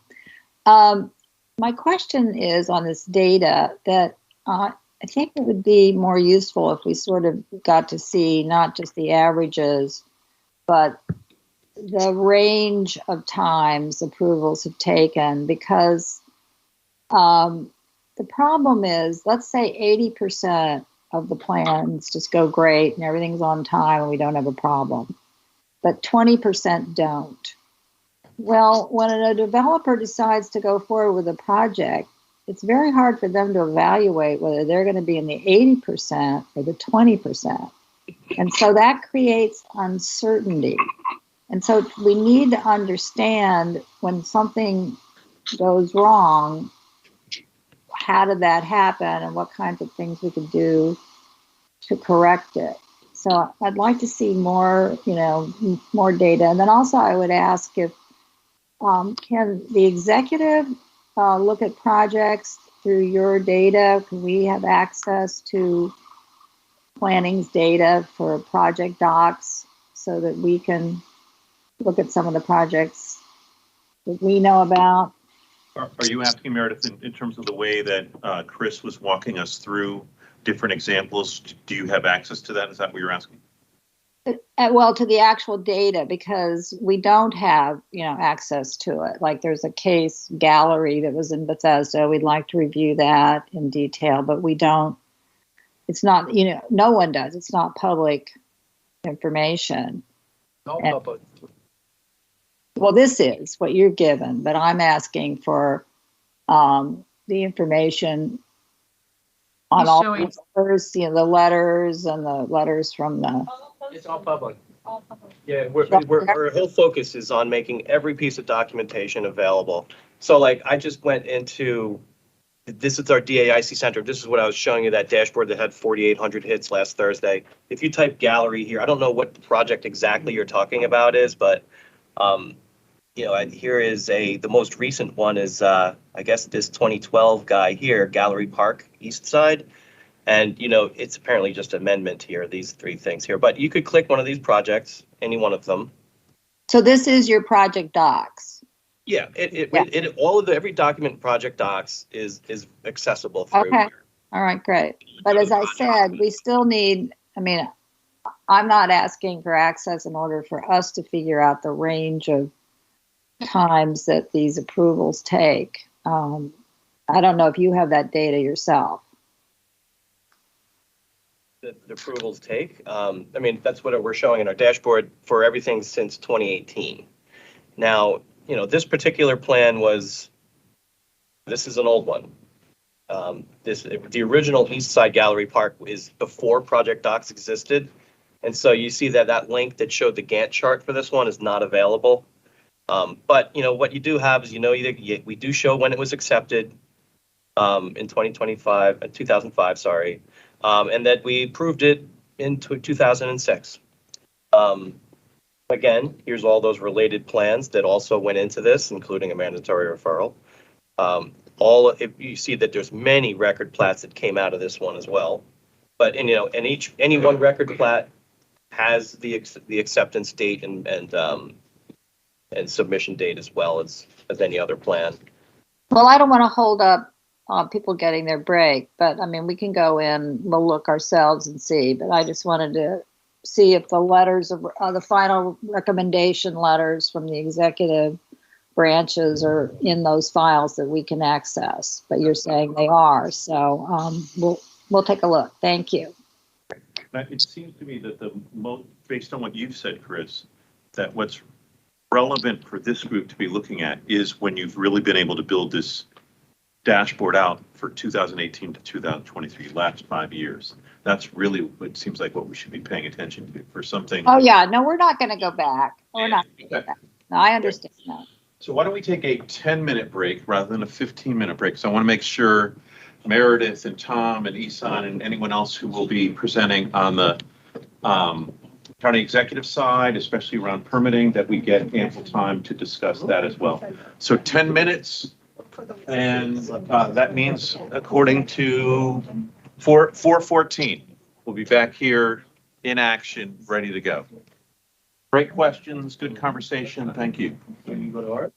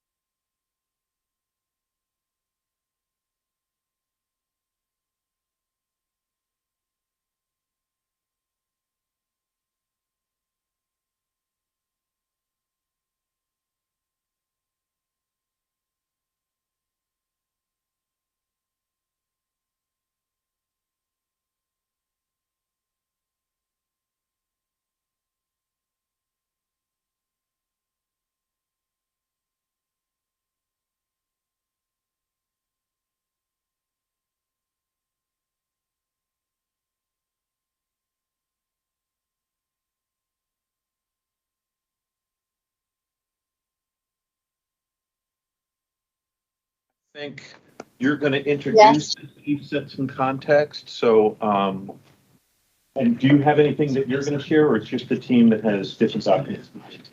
It's just the team. I just have a brief introduction. Okay, take it away.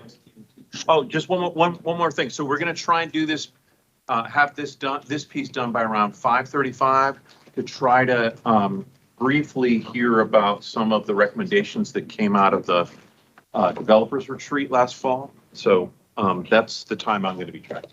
Take it away, Meredith. Sure. Well, as planning has explained, the process for project approval starting from pre-application is a joint process with the executive agencies, DEP, DPS, and DOT playing critical roles required by county, state laws, and regulations. Permitting itself may even be complicated by some of the conditions in the planning board decision. One of the things I wanted to give was some context. These problems are not new. There have been at least 2 other work groups tasked to simplify and speed up the development review process while retaining the current structure of laws and regulations and allocated responsibilities. The products of those thoughtful evaluations led to the lead agency memorandum. The first one was in 1992, then there was another one in 2009, the process, and we got the memorandum in 2010. After that, the county enacted new deadlines in the new zoning code, which has been explained again by planning very well. And then in 2017, the planning board issued administrative procedures for development review. But the point here is that both in the new code and in the manual incorporates the lead agency memorandum. So it appears that the coordination has improved, but has not been completely resolved. We have a 2021 study by the Montgomery County Economic Development Corporation called Connecting the Dots, where it's cited as one of the negatives for the county, the overly complex land use regulations that require effort and resources that add time, uncertainty, and cost to development projects. So I just want to give the context that, we've been here before, and when we start looking at solutions,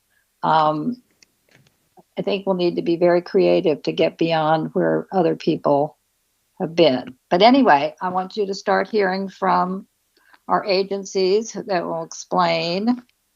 And Tom now will take over for now in terms of introducing the agencies. Thanks. Thanks, Meredith. Sure. So my role is very limited here on this. Asan is going to go first for BPS, and then I think I don't see Alan on the screen, so Steve may be presenting DEP. Oh, sorry about that. I'm Steve. Steve, sorry. Yeah. No, Steve, yeah, you're not on the screen. So anyway, so Steve's going to talk about that, and I've only seen you on the screen actually. Nice to see you in person. And then You're Tim. missing the palm tree background. Yeah, that's always distracting. Anyway, in a good way. So anyway, so we'll, Asan, if you're ready. Okay. And, okay. Yes, ready as I. Thanks. Can we make that larger? Could we make that larger, please? The PowerPoint. I'm not sure we can, at No. least in the current mode. Let me see what I can do here. So I can highlight.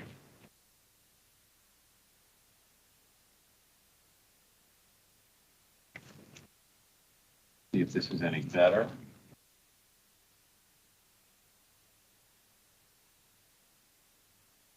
So this is not in slideshow mode, but hopefully it's a little bigger, at least certain sections of it, and I can move the slide around if that helps. Is that any bigger for you?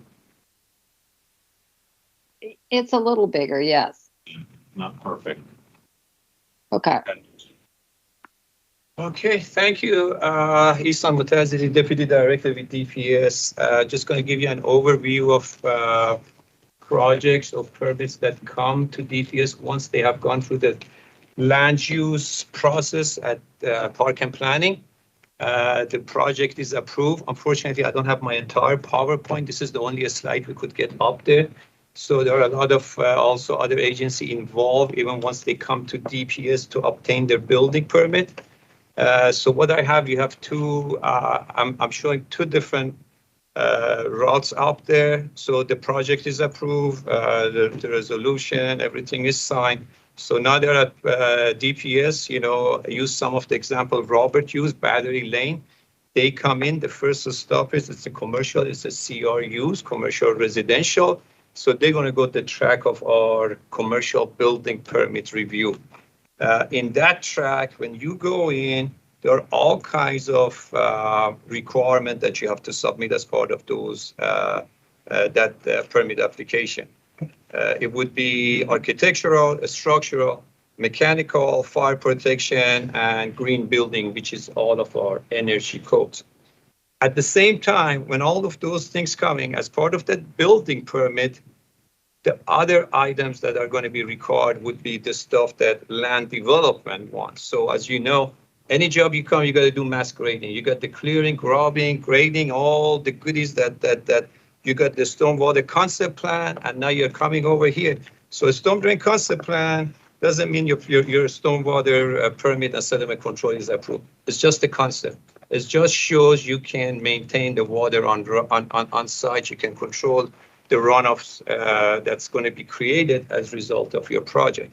So as part of that building permit, now you're going vertical and horizontal. Vertically, the staff is looking at everything, structural, life safety. At the same time, our land development, and that would be the first thing, because they want to do the grading first. If they be looking at the grading, the storm drain, paving, sediment control, and if it requires well and septic. A storm drain would be, now they're getting to a point now they really have to go into details. These are detailed, they're complex reviews that you have to show everything. The same thing as far as the right-of-way. So these are all the requirements you have as far as what kind of a road you're constructing, internal roads. If it's private, it's one thing, but if it's going to be public roadway, it's going to be maintained by DOT. DOT has a role at preliminary. They submit all of the requirement that they have as far as frontage improvement, but traffic signal, traffic study, but also what kind of roads they are. You have so many different types of road in this county, and all depends on the right of way. You have terrestrial roadway, you have collector, you have primary. So all different types of roads. It gets very technical as we go on. And depends on the right of way, 50-foot right of way, 60, 70, 80 foot. And everything you imagine a road, you're coming in, all the pavement section, curb and gutter, your landscaping, street tree lighting, pavement marking that comes later on, and street tree lighting and street tree and lighting plan. So these are all at the same time, they're all coming to DPS and the staff are reviewing it. And the reviews, as you go up on top, it would be commercial is reviewing it at the same time. Most likely they are here because of a storm drainage. It takes a while, the storm water and all that. It takes a while to get those things approved. And because they want to start the grading, those plan gets to DPS before the building permit. Regardless, while it's going through the review of the grading and the stormwater, everything else, the building review people are providing comments. So as far as the agencies that are involved over there as part of that building permit, the technical staff is going back and forth, and it goes back and forth depending how many times it takes to get the permit all the way. You take them all the way that's ready to be approved, and the fees are paid. And I think it's 1, 2, 3, 4, I think the 5th box. But at the same time, Park and Planning, there are other agencies involved. Park and Planning is still on all of our new building permits. Park and Planning has a role. So does, in some instances, DHHS, which is our health and human services, because of the restaurants, food and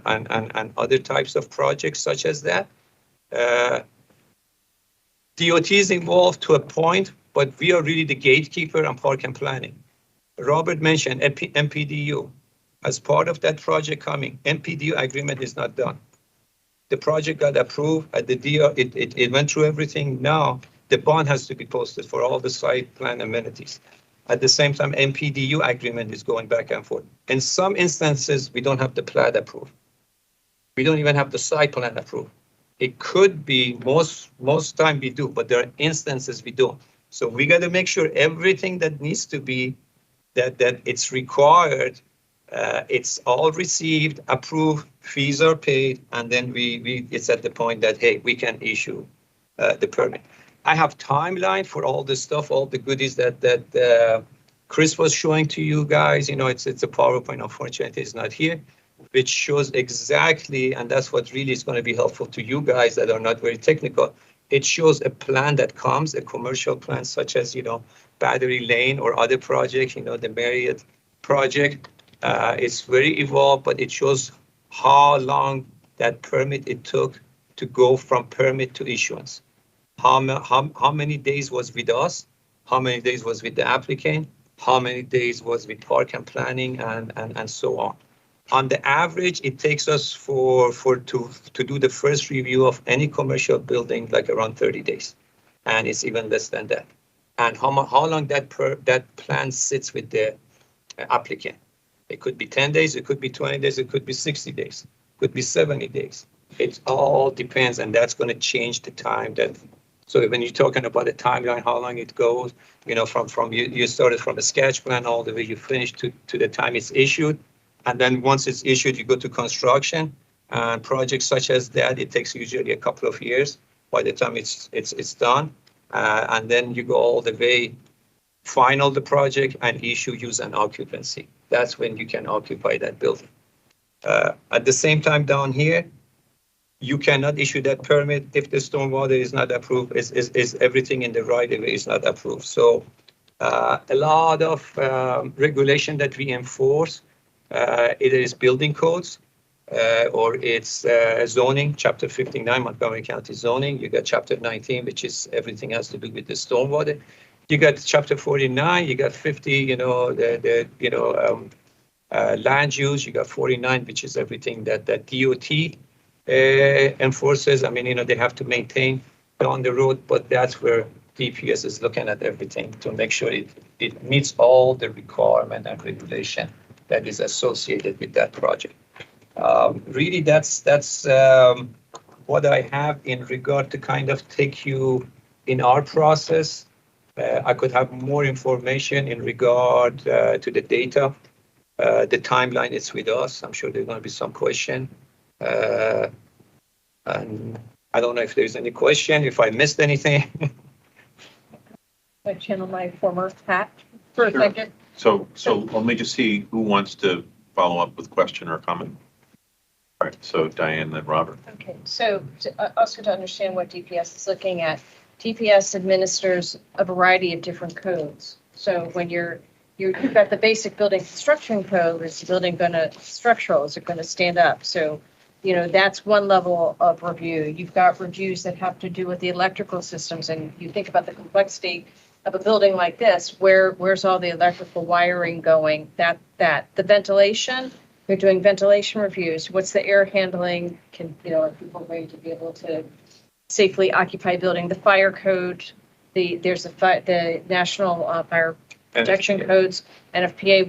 It used to be he administers that. But, you know, can people get through a door? How many people are in a room? The occupancies, Bisan talked about it. So just to understand it, and the DPS website has a lot of information, and you can actually search on any project that you're interested in. You can search by address, and it will pull up and tell you what the permits are. Within that, you can see when something was applied for. You can see when the permit was issued. You can see what the kinds of reviews are as well. Sorry. Thank you, Diane. So, I mean, I didn't want to get into technical, really go deep down. You know, I just try to keep it as an overview to understand the process, permitting process at DPS. And green building, don't forget green building. Robert. Hassan, I just had a question about, and maybe you're going to get into it, or if you can direct us. Does DPS have similar timelines that we do for review? I mean, ours are spelled out in the zoning ordinance, and I guess I'd like to, I don't know. Do you have a specific review time to? We have a specific, permits? right.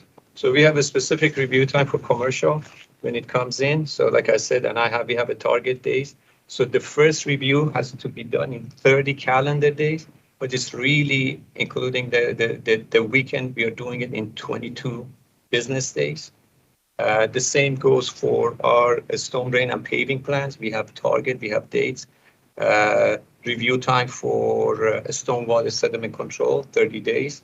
We have for paving and the storm drainage is like 14 days. So we have exactly like you guys, we have all. Is it codified? Is it codified or is it a? Just part of, it's your practice, it's not codified in the county code That's my anywhere. question. I'm not sure, I don't think it is in anywhere in the code, but those are the stuff we are, as part of the streamlining and all the other improvement were done in the past, so we have them, yeah.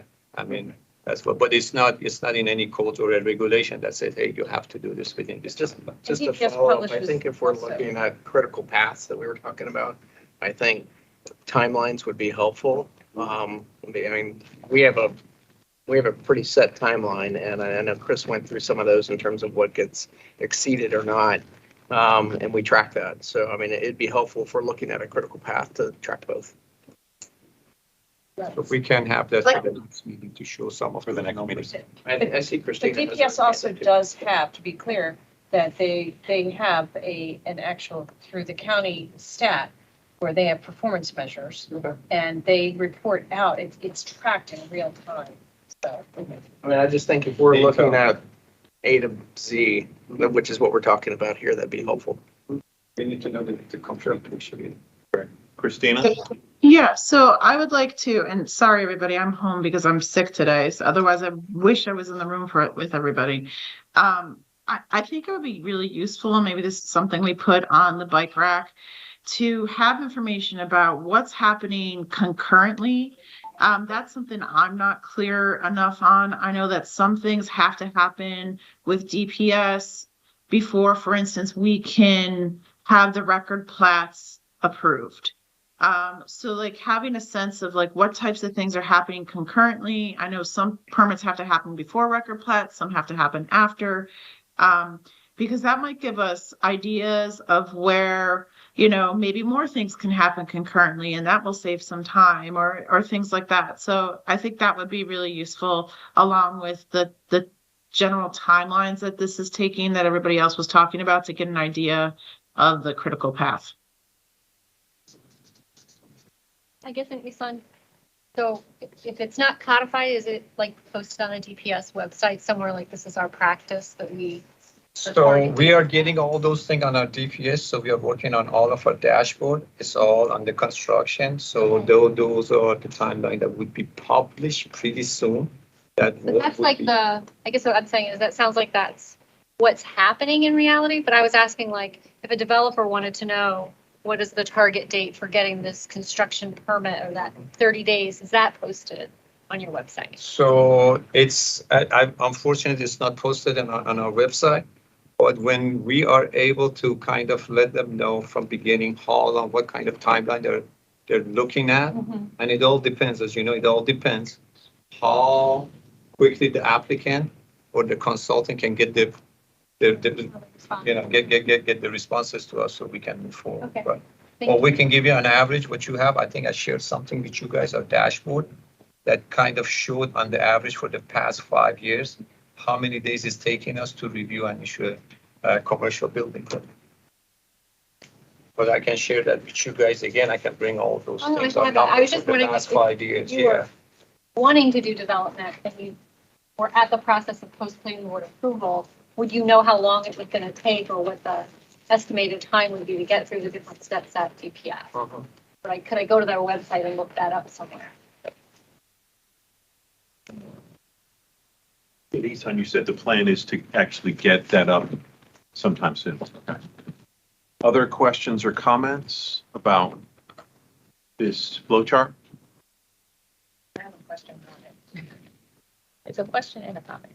One, I think One of the things that would be useful is for the presenters for the meeting, if these documents can maybe be shared in advance. Yeah, electronically. And then if, if we want to conserve paper, then, people can print them out and bring them if they want to, but it will help, I think. Sure. Just mentally to process what you're saying, for those visual learners in the room. The other thing I hear, this is more of a comment, and it is recognizable throughout the county. I think the gentleman, Chris, showed a brilliant platform, and the gentleman, Gary, said, yeah, that's one of a bunch of platforms or dashboards that are available. And you're saying we're working on a dashboard, not even in this space, in other spaces, that is the case, right? We're unified. Entities have their different things that are supposed to all work together, but they're all working separately.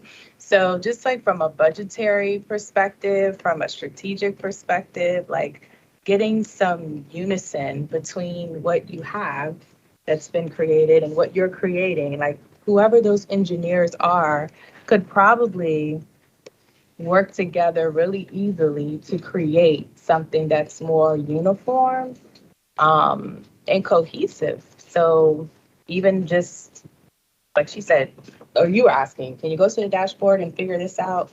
I think that's something that as a county, we really need to work harder on doing. And if it could start here, great. It's not just in this space, like I'm saying, it happens in all of the entities, but if we could start here to say, we want to work together. We got this work group, let's get our engineers together and find out what the correlations are and put it on a dashboard or wherever it needs to go to make it easier for people to work through and understand. So you're not going to 3 separate ones and hoping that you've found the right one and doesn't connect with the other one you're looking at. Yeah, I think that's a really good point. If I may, on that point, it is an excellent point. And I think that was one of the challenges that Senator Kramer was asking about, because each department also has their own missions and their own budgets. And as they're trying to take things together, yet one is basically a state agency and the rest is county agency. And, they've got their priorities are different based on mission. So if it were together, and I think that's where Senator Kramer was going, having it together, you could more readily achieve that. That doesn't mean that that's the right answer necessarily, but I think that is to his point. Could I add to that? I mean, to what Diane said, because I think there's a lot of really good information here that's been presented, not only by us, but by DPS and other groups. It'd be nice to know what other jurisdictions kind of do this level of data research. I mean, we do a ton. And I think, and it's all available to the public. It would be really good to find out what other jurisdictions do this. Right.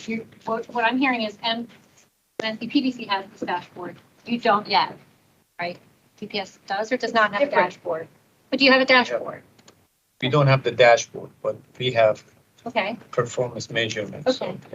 And I'm sure, right, we could look other places, see other best practices. I mean, that is interesting to see who has what. But Pam, I want to be clear. You can look up every single individual permit. If you're a permittee or you're interested in a project, first of all, you can see all active construction. There is a tool that the county has created that you can see any active project, so you can actually see how projects are interplaying. And Park and Planning, I mean, your website is fantastic with the things that you have on. You can also go to the DPS website. You can put in an address. You can get all of the permit information that is out there on an address. You can open it up and you can actually see where the reviews are, what the reviews are, and you can see when the application came in. You can see what the approval date was on it. So, and you can see how many times it's been reviewed. So to say the information is there, it is presented a little bit differently, I think, to Sharice's point. Am I saying your name correctly? To Sharice's point. And then you can also go to, if you're looking to see on an aggregated basis how DPS is performing, you can go to the county stat website and you absolutely get all of that information. And so you also get a full publication in Data Montgomery as well. Talk to Sharice's point about this idea of like, what I was hearing was maybe coordinated or integrated dashboard. So like if somebody really wanted like the big picture view, it's great you have all that individual data and that's amazing. And I've been on the website and I've seen a lot of it. But the idea that if you're coming in brand new and you're trying to say, what does it actually take? How do I do something here? And you go to one website or another website, it could even be as simple as having links that are on each end of that process that's at this for this entity, this is what we're in charge of. But here's the big picture. And when you get to this step, here's a link and you're going to go to that website for that dashboard and they'll have something consistent and sister. You absolutely do have that. Okay. Because under county stat, DPS reports out on all of its permits and it's published. But I'm not in real asking time. what you have done in the past. I'm asking about what are the steps in the process for somebody brand new that they will have to do. Like I would look for that, and that would include timelines, and it would give me the sense of, okay, what I can see is that, planning department, I need to do X, and at DPS, I need to do Y. So what you, and I'm sorry, shut up.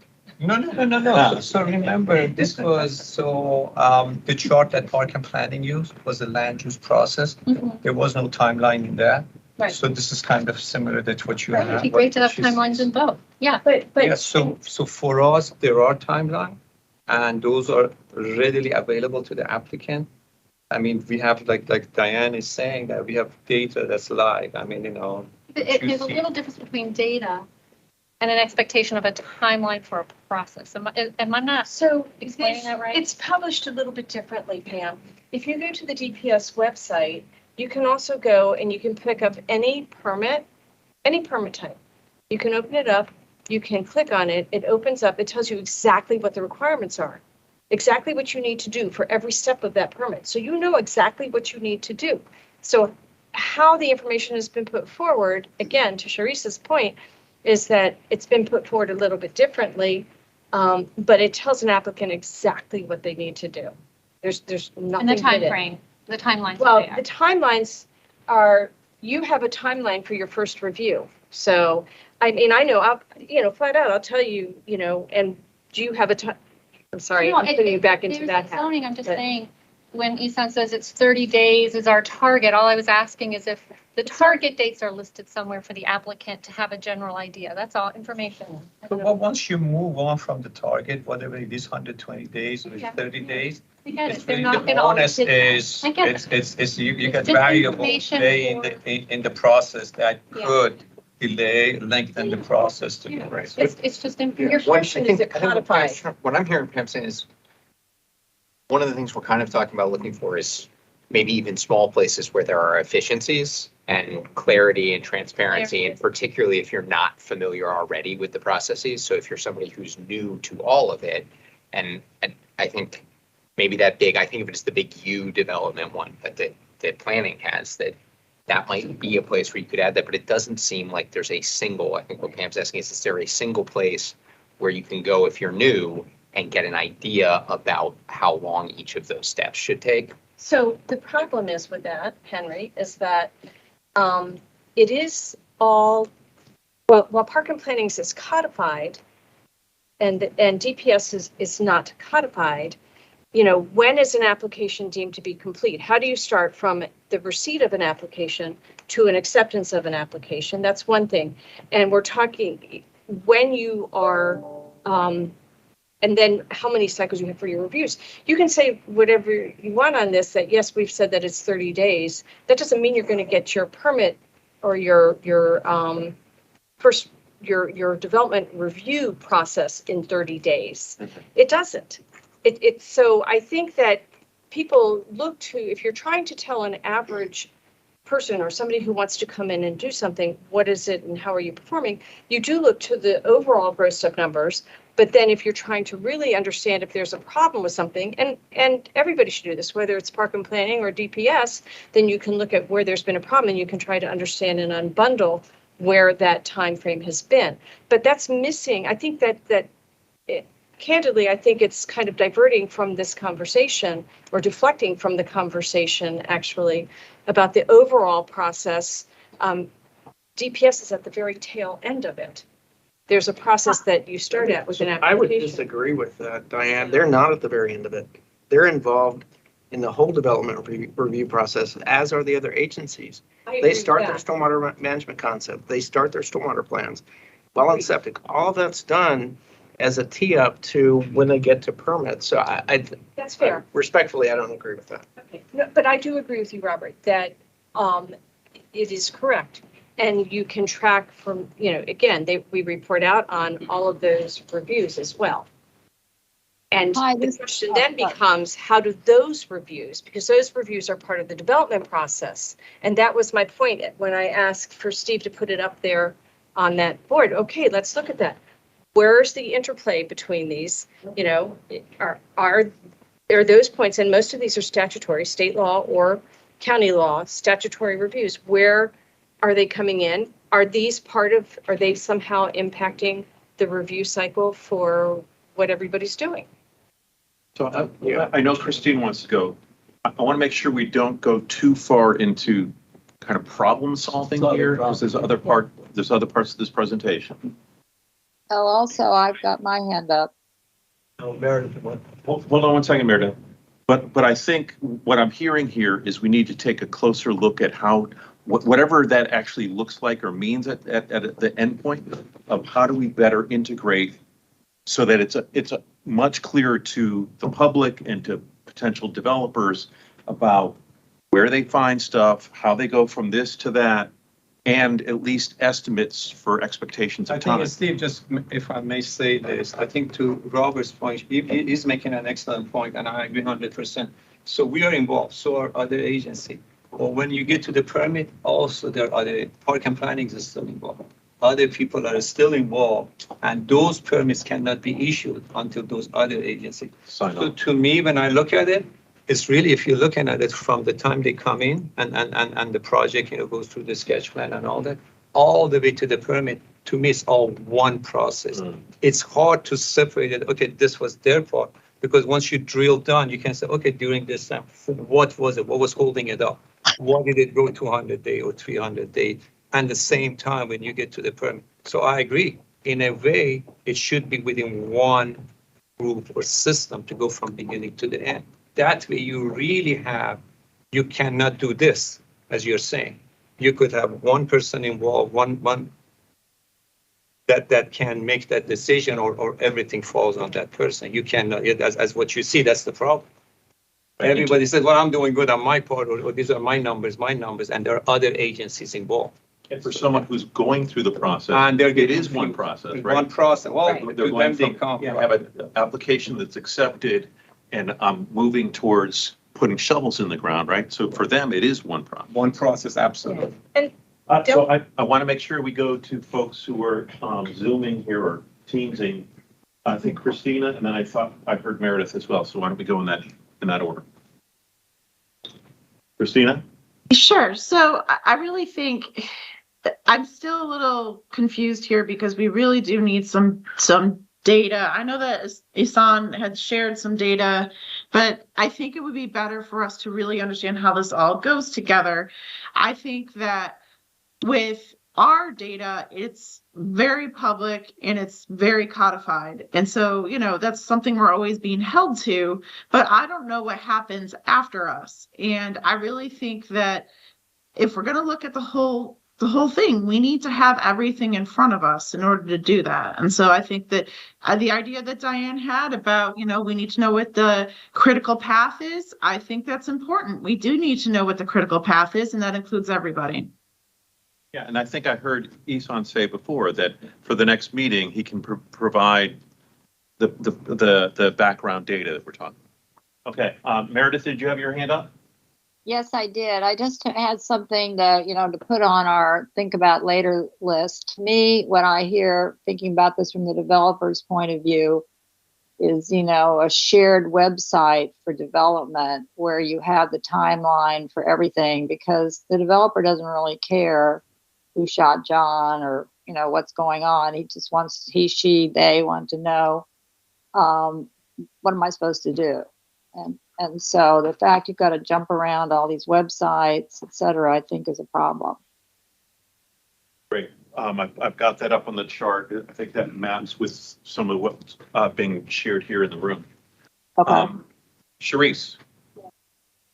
One more thing for the board too. I would be interested in maybe, you know, hearing some of the delay from the applicant perspective. What are some of the things when you're going through your 30 days and then it's like, okay, now we're waiting for you applicant and it's wait. I think we might be able to hear from some of those instances, things that could maybe be done before it gets to you. Just kind of leading to the question I was asking earlier, to help people really prepare for the process so that you can stay within your timelines. And I'm assuming, Gary, I don't know everything that you do, but you work with developers that are probably used to it or not, or coming to this area and want to be engaged. I just think if we know what some of their issues are in getting through the process, that it can help us to maybe do some of the problem solving later on. Point, yeah. So Tom, I'm going to look to you as who's next to tee up in the queue here? Steve, I think if you're ready and then. Oh, you want to talk? Yes. Just need a card for Alan.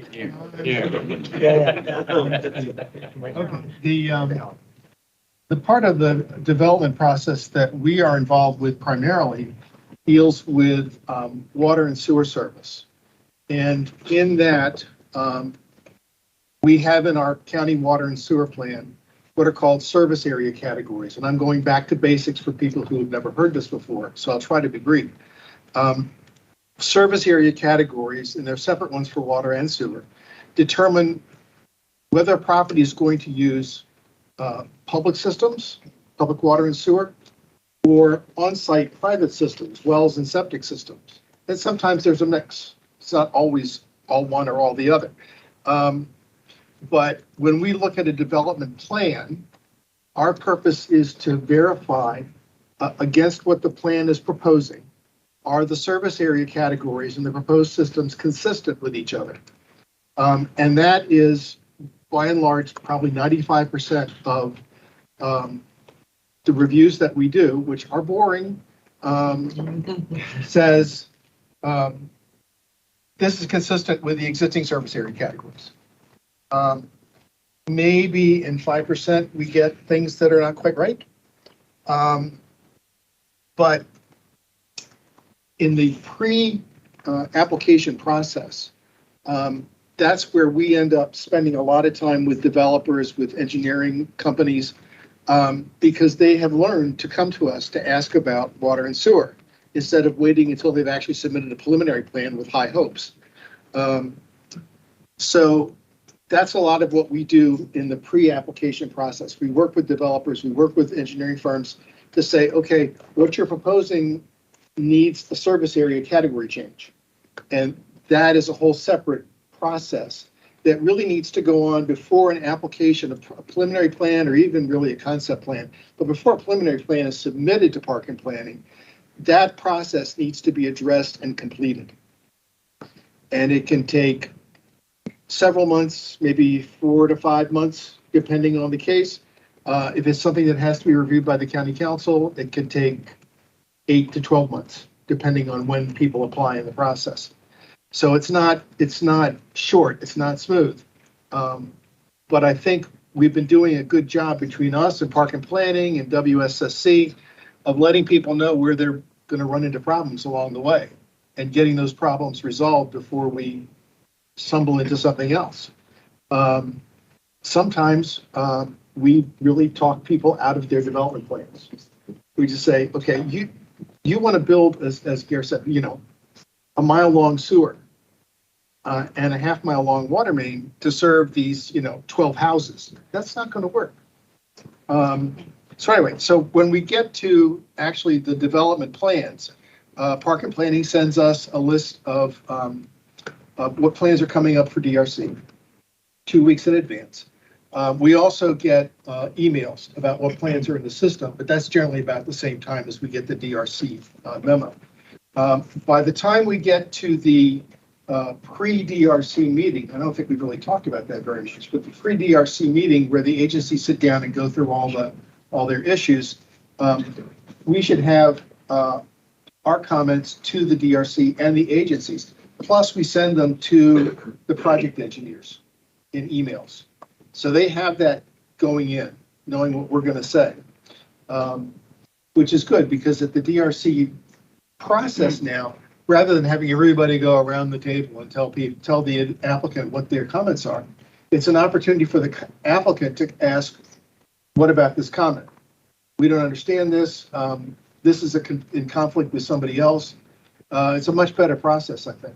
But we do provide those comments to the pre-DRC.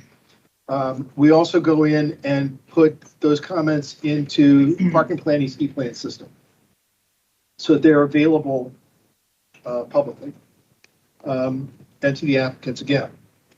Once that is done, we will, when we see the staff report for that particular project or plan, we try to go through and look and see, was this one that gave us some problems? Was this one that we had to do some special work on?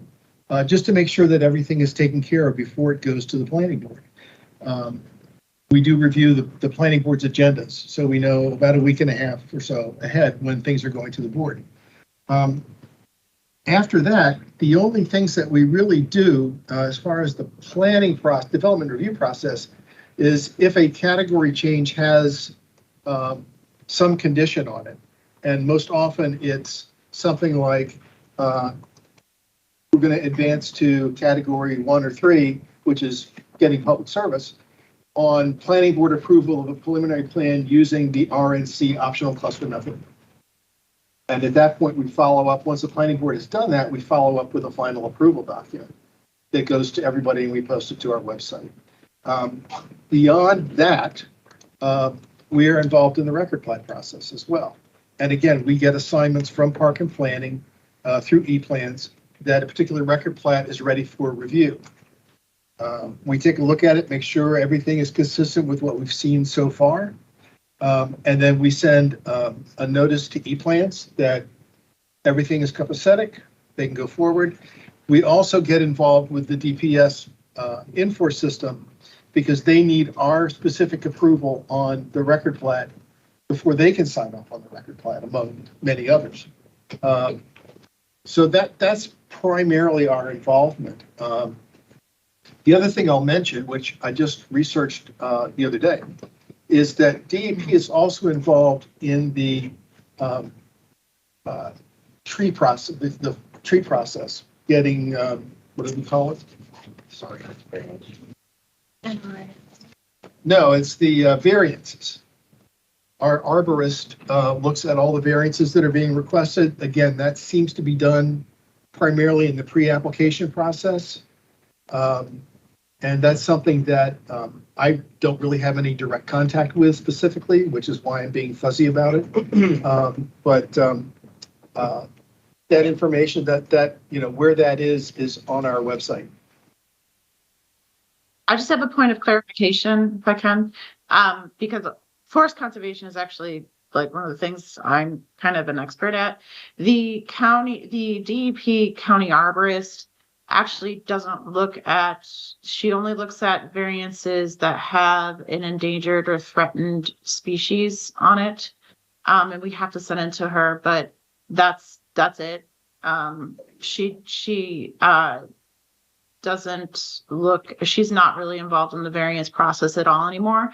She used to be involved, but she found that she just didn't have the time to do it. And we look at all the variances, and since we have the forest conservation expertise on our staff, so we take care of all that. So I just wanted to add that as a clarification. Thank you. Questions or comments? I had one point of clarification. I think you said, Alan, that so you there are some problem projects that come in that don't have the water and sewer categories that they need. I think you said it's like 5% of those. If that. Okay, all right. That was it. I mean, I think it's most of the projects I think that come to DRC have the capacity for water and sewer. Yeah. Now, in terms of where the pipes go, how much capacity there is in the system, that's really for WSST to comment on. Right, and they do. Yeah. Right. Okay. One thing that we do require with certain applications, when there's a nonprofit organization that's trying to construct in an area that's not intended for public water and sewer, but they want it, we require them to submit a concept plan to Park and Planning to address certain issues, imperviousness, pipeline, and so on and so forth. So that when, and that's supposed to happen before they apply for a category change. So that when we bring that category change to the council, those issues are spelled out and the council can make decisions. Right. But I think that's the only thing we require a concept plan for right now. Thank you. Anybody else? In the words of Jeff Sarver, I'll keep it short. Yeah. Oh, sure, you said a question.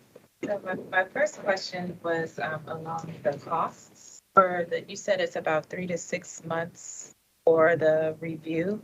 So is there like just the application costs, or is there, just thinking about what the expense is for that period, if there is any? Well, there is an application fee. It's not very big for most projects. For residential, for a single lot, it's $250. And a lot of people say, well, you know, you get what you pay for. The larger projects, larger subdivisions, commercial projects can be as much as $10,000. My follow-up question is there anybody in the county staff or all these different things that kind of looks at areas that could potentially be developed before a developer comes? That's the master plan process. That's the master plan process. Okay, so. And the master plans, I mean, we have policies about where water and sewer should go, public systems. The master plans will follow up on those recommendations. And sometimes they will actually map out an area that's intended for public water and sewer. Yeah, that's the master plan process, zoning, so on and so forth. And we do have on our website, under the category changes page, we have an explanation of the process and generally how long it's going to take.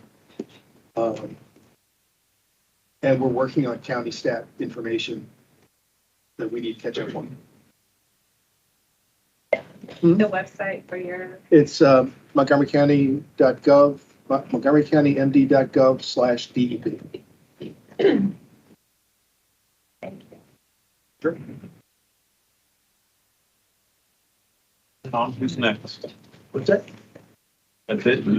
Some DOT? There were 3 documents you sent me. Just want to make sure, are we going to go through those? So, Tim, do you want that document that you had prepared up on the screen, or? I mean, it's basically just an excerpt from what planning had did, and I took a picture of each step that we're involved in and kind of listed what we do, how we get engaged in that step. I don't know if that would be. I think it might be helpful to people to see that, because it correlates with the planning sort of process. And despite the fact that it took some trees, I have copies of our comments to, that's bad, it's not environmental. I do have some copies of our comments to the executive up on the corner there. Okay, so Tim, So on the screen, and yeah, I if you think could go ahead. most of us have this in front of ourselves. Some printed out in color, some didn't. So the step that we get involved in is shown on the left, and then what our role is what I'll speak to. Generally, we are working within planning's e-plan system. That's where we're putting, that's the record. We're putting everything in there. There's nothing, DOT doesn't maintain its own system. We just are using planning system. So we're pretty, to the point that was being made earlier, we just decided a long time ago, it's a good system, we'll just use it. So the DRC meeting is when we're first getting involved. We're getting involved primarily at preliminary plan, although Robert did point out there's some optional times to engage DOT at earlier submittals in the process, but typically we're getting involved at the preliminary plan. And so it's a 2-week process for us. we'll get access via e-plans to the documents on a Monday, the first Monday. Then what we'll do is we will participate in a meeting with all the county agents. We'll digest what we're seeing in there. We'll meet with the other county agencies. We'll talk about what we're seeing and try and coordinate, our response.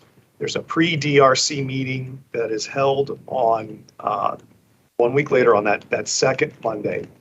And that's when we're sharing what we are thinking our comments are going to be with the applicant and with planning. And then, we may get maybe some give and take. What we're trying at this point is to kind of build consensus about what DOT's comments are going to be. Then we're going to upload our comments on that Thursday, the second Thursday. And, our review is completed and uploaded within the 2 weeks that we're given access to e-plans for. Things that we're looking for. One, we want to make sure that there's a couple things. One, the site distances. So like the developer is going to do a project, they're going to have vehicles entering the roadway. We want to make sure that they can do so safely, that they can see pedestrians, that they can see vehicles coming, and so that it can be done safely. And there's codes and standards that we're looking to make sure that the developer can meet there. Second thing that we wouldn't want to have, for example, a big monumental sign blocking somebody's view of oncoming traffic when they're trying to get onto the public right of way. Second thing that we're looking for is to make sure that, if there's as a road and there's going to be public roads on a big site, and again, there's fewer of these nowadays, we're going to make sure that we're meeting all of the safety requirements for, the target speed, the design speed, that, the grade works out, and things of that nature. And then the storm drains, because the storm drains are something else that's going to come to us to be owned and maintained. We want to make sure that the storm drains meet our criteria. So is the water that comes off the site in a storm, can the storm drain surrounding it accommodate it? Did they design it correctly? Is there going to be water puddling in the right of way? We want to make sure that it's not going outside the right of way and onto somebody's, what will become somebody's private property. So those are the kinds of things that we're looking for. In addition, again, it's all about compliance. Chapter 49 of the county code has all of our road design standards. So we're looking for compliance with chapter 49 of the code. There may be, sometimes a developer comes along and we also have a project of our own in that same area. So we're pointing out people to coordinate with as the design of both projects progress.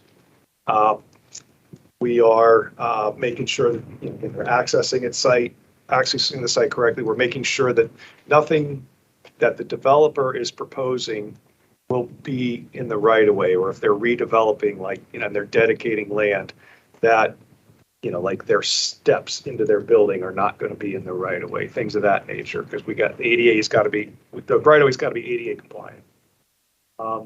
And if there are things that sometimes there will be public amenities, things that the public is going to use that may not necessarily be in the right of way, the developer might put it on their own property.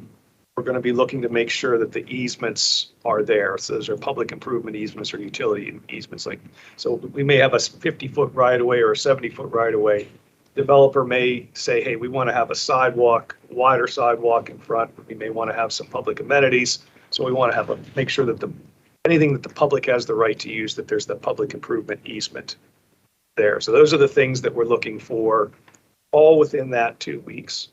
Then after that, we move to the next step, which is revisions and plan preparation for the planning board hearing. So that's kind of the step between, okay, developers gotten our comments, and our friends at planning are working hard, preparing their staff report and getting it ready. And so there's going to be some back and forth. The applicant may not have agreed with everything they heard us say, and we will listen to them, and there'll be some back and forth, and maybe we'll say, okay, you have a point. Maybe our friends at planning, there might be some difference of opinion on interpretation of one of our prospective parts of the code that we're responsible for. And so we'll have meetings and discussions. And what we're going to try and do during this phase is to achieve consensus. And then Robert mentioned in his presentation, you know, they need to publish that report a certain number of days before, it's got to be publicly up before the board meeting. And so they'll give us a day, you know, for this type of plan, we have this many days. This is when your final letter needs to be in. And so we will, if we can achieve a consensus and get it all reflected in our letter, we'll put it up.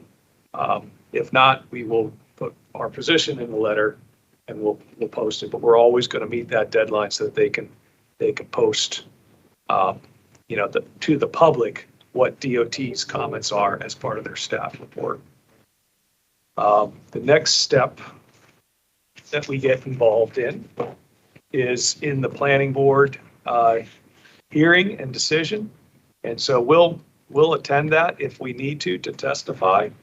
You know, sometimes, you know, Robert Stafford may ask, hey, would you come and help explain this to the planning board and to the folks, the applicant, everything, your position. So it may be, some of these things can sometimes be a little bit technical. And so our staff will go there to testify. Sometimes we might want to go and testify because we didn't come to achieve consensus and we're trying to argue our case. And then after the planning board hearing, then it goes to the permitting review process. And so DPS is largely a one-stop shop for the permits. They have within their group a right-of-way section. And most of the reviews, at that point, they're looking to make sure everything is complying with the codes. And so most of the reviews are being done in there. However, there are some unusual circumstances from time to time. And, you know, like I'm the county engineer, I'm the one that signs our standards. So the right-of-way people will come and say, all right, we have this unusual thing. We need to exercise some engineering judgment to get to a point where we can approve this. And so that's when they'll come in and they'll talk to us and we will get involved in the permitting process at that point. And if there's any unresolved design issues, because there are, you know, there may be things that like coordination with a county CIP project that we need to resolve and make sure that, you know, what the developer is designing is going to line up with something we're building right next door. Sometimes we'll get involved with that kind of coordination at the permitting review process, or if there are any lingering things where the agencies weren't able to agree and there was a code issue that, you know, a developer might have been put in a bind between what the planning board has put in their conditions of approval and what the code requires. So we'll get involved in trying to help resolve that at that point as well. So that's where we interject on that long process that planning prepared for you. Thanks, Tim. Any questions? I have a internal department question. So it's 10 calendar days, right? I'm remembering that correctly? Yes. It's 10 calendar days. As we're thinking about like the overall development review process, I think on one of your earlier slides, Steve, it talked about like what the county resources would be to compress these timelines and make things more efficient. So my question is, like, 10 days sounds pretty fast to me. And I guess my question is, are the agencies, it sounds like so far everyone's saying they can meet that 10-day deadline, but I guess what staff is it taking? Is it you're having one person who all they do is just work on this, like one person in each department, and make sure you meet that 10 days? Or do you need many staff to get together and have meetings in order to meet that? But the follow-up question being like, let's say we cut 10 days in half. Are you going to say that's impossible, it won't work, we're barely doing 10 days? So for DOT, the staff that we have a team dedicated just to this. Because everyone else at DOT has to you know, some of the points of view, we have a mission, you know, that is moving people. And so we have a group that is purely focused on reviewing this. So we have a manager and 4 reviewers. And it's their full-time job to receive these plans. We train them in what our standards and requirements are. And then when they get, to an unusual situation, they may be reaching out to the subject matter expert in one of our divisions. But if that's all happening, within that 10-day period, and we're putting together our comments and getting it out. And that may be as quick as I think it could be done, because if one of those reviewers takes a vacation, a 1-week vacation, it's 2 weeks is probably as short as it could be. Go ahead. I think it would be helpful to know too, from DRC perspective, are the county agencies meeting the timelines? Because when the streamlining effort before and the zoning ordinance, the rewrite was going forward at the same time, and included in that, there are, as has already been discussed, there are definitely timelines for responding. Now, the timelines, the 10 days and the things like that were discussed, actually were agreements amongst the agencies in order to enable park and planning to make sure that they're adhering to the timelines that are spelled out in the zoning ordinance. So the question is it working for park and planning? Are the agencies able to, and are they providing you the comments timely, or is there something that seems to be a little off kilter? Maybe I can have Christina answer the last part of that question, but to LaVue's earlier point, and each agency is going to have a certain number of staff that they identify for each project that comes in. We have 3 different teams depending on what geographic area of the county it is. And each team is going to have about, let's just say it's 4 to 5 regulatory reviewers to review the plans. They may have 5 applications that they're working on.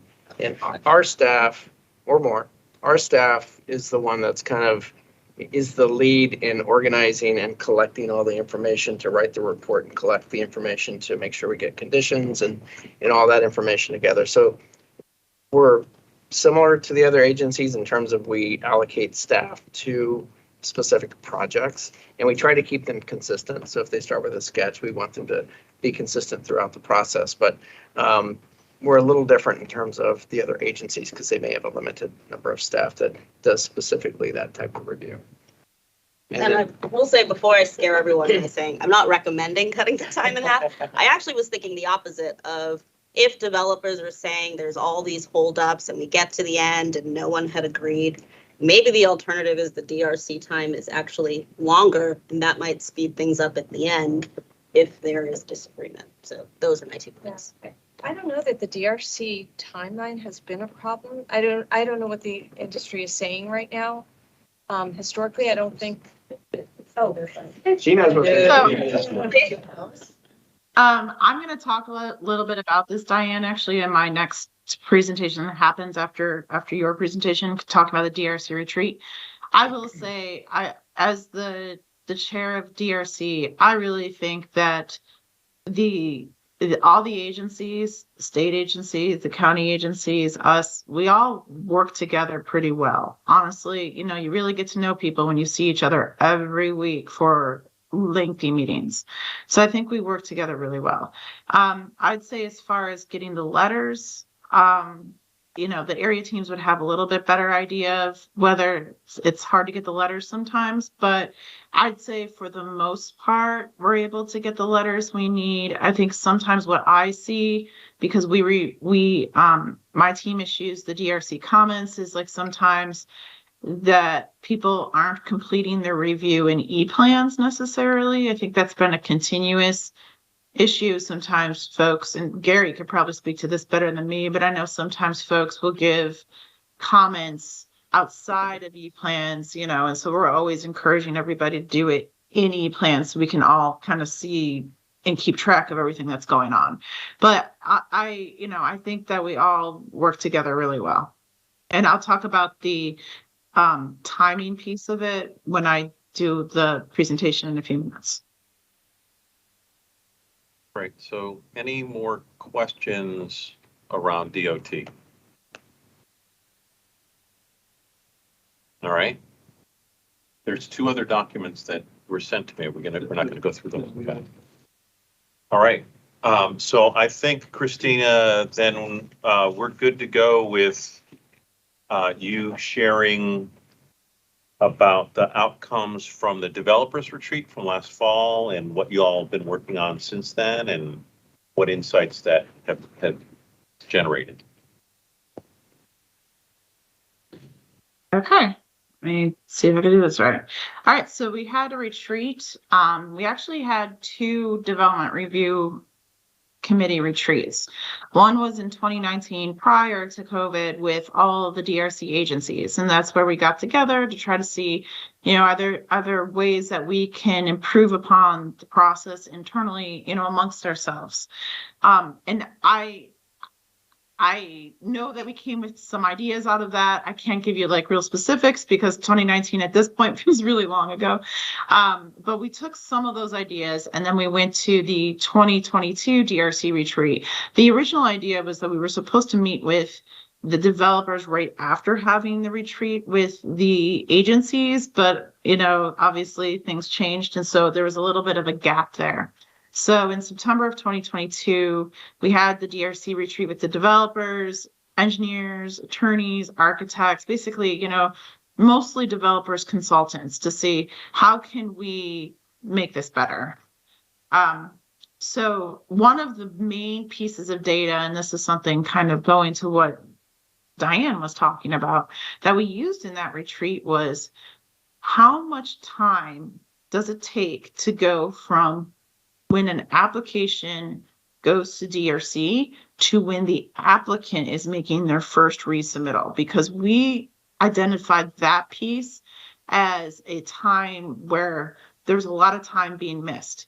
And really that time period should be about 2 weeks, about 14 days in most cases. And as you can see here, preliminary plans averaged 41, site plans 31, sketch plan 38, administrative subdivision 77, which although administrative subdivision plans are smaller subdivisions, there's reasons why those ones might be longer. Like, usually it's done by a homeowner and not by a more sophisticated developer that's used to the process.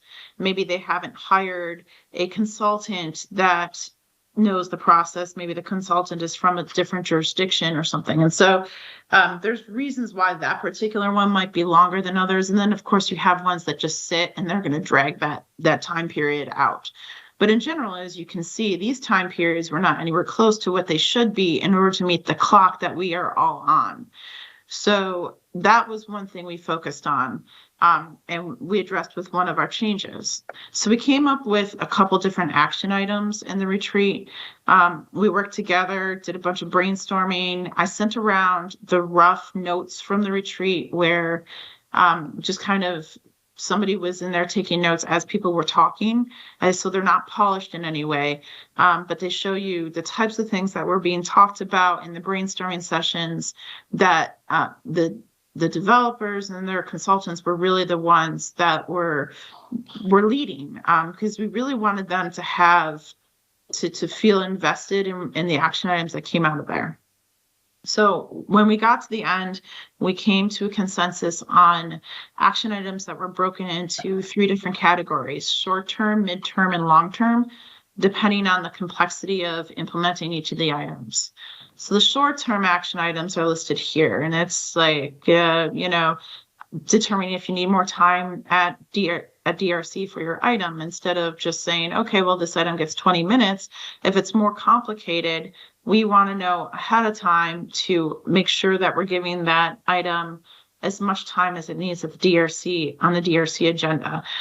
Posting the DRC agenda outside the room for more convenience for folks that are attending in person, and so they know where we are. Recognizing who needs to be at the DRC and making sure they are invited. So for instance, one idea that came up was like inviting DOT project managers for bike lanes once in a while, if we know like that's going to be a big topic, or things like that, people that aren't normally at the DRC meeting. The lead reviewer to send out major issues ahead of time to the applicants so that the applicants prepare to discuss them. Emphasizing the importance of receiving agency comments on time, have everything in the written comments so there aren't surprise comments at DRC. Because that kind of goes to what I was just talking about. Sometimes the comments aren't all actually being put into e-plans. And so when it gets sent to the applicant, they might not have an important piece of the puzzle. And so that was something we decided, we needed to work on.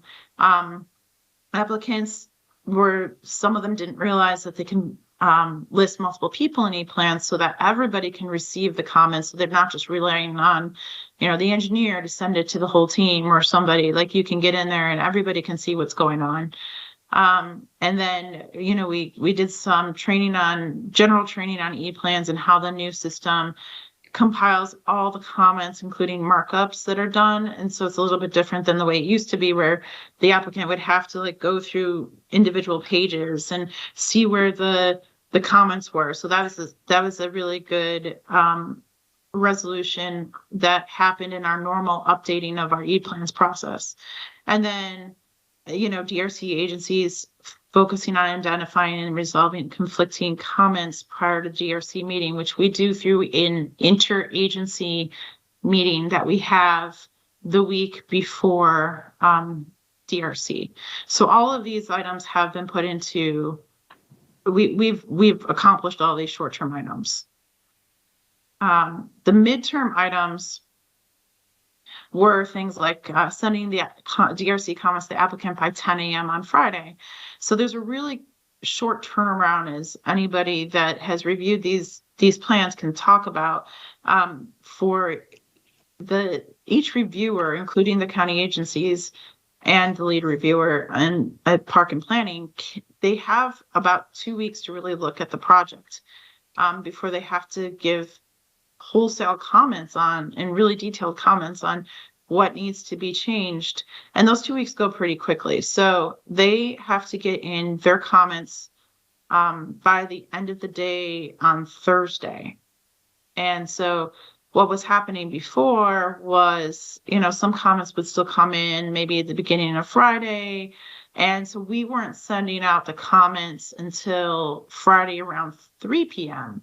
But the problem that the applicants were running into was, well, that doesn't give them a lot of time when DRC is actually on Tuesday to respond to the comments and to really, ingest them and talk about them amongst their teams. So we committed, even, acknowledging, I think everybody acknowledges it's a tight turnaround. We committed to setting out the comments by 10 a.m. on Friday, and we have been doing that ever since.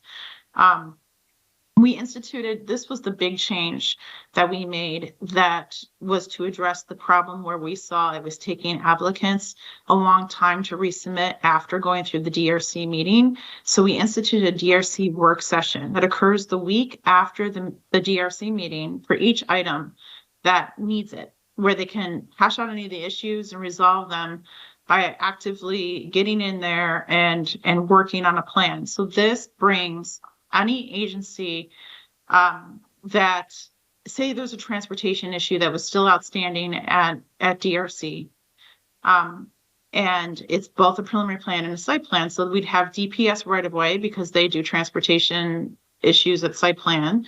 We'd have DOT there because they do transportation issues at preliminary plan, and us with the applicant. And we would sit down and take as long as it takes to basically make sure that we are going through the issues and resolving them.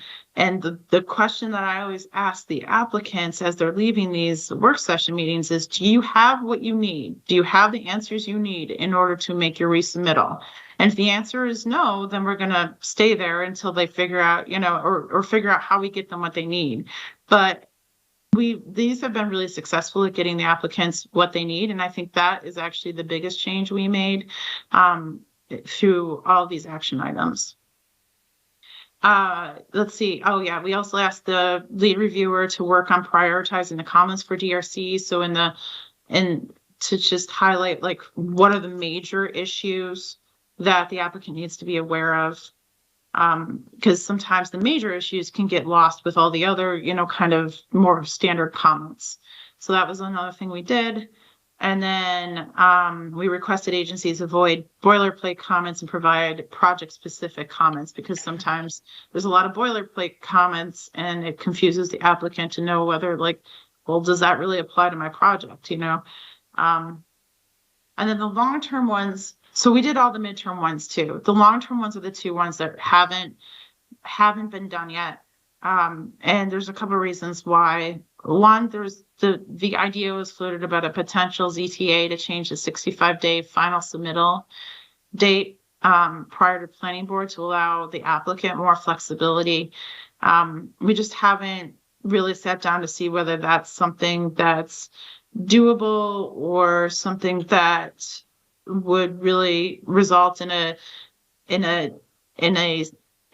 project form that would, could go through all the processes that we need to go through, because there's a lot that needs to be done by all the agencies within that 65-day final submittal period. And if the plan is changing still, that makes it really difficult. So that was one of the things that we put as a long-term action item, because we weren't sure about whether that, was something that we could or wanted to move forward on. And the other one is exploring having more agencies at the pre-submission meetings, so everyone is involved at the very beginning of the project.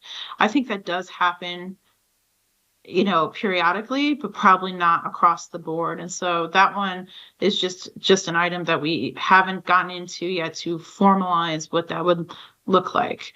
But this is essentially what we did at the retreat. And I think those notes and everything are really useful if you want to dig into it to see what the developers and their consultants were saying about their experience with the whole development review process from, basically as it pertains to the development review committee. Thank you, Christina. Gary, were you at that retreat? I was. Do you want to add your own insights or? I think DRC is working well. It's an aggressive timeline for all parties. And really get lucky by the time you map out the 120 days, you land in middle of August where the planning board is on break. or plans are due the week of Christmas, or, and those things happen. But I think in this open dialogue and continuing to try and improve DRC is helpful. We do, the applicant gets like 2 weeks to respond. If you have bigger projects, you have 10 pages of comments, you can't do that in 2 weeks. Right. Or your traffic engineer needs 3 weeks to go out and count cars. Or I'll pick on State Highway again. State Highway has this 45-day clock.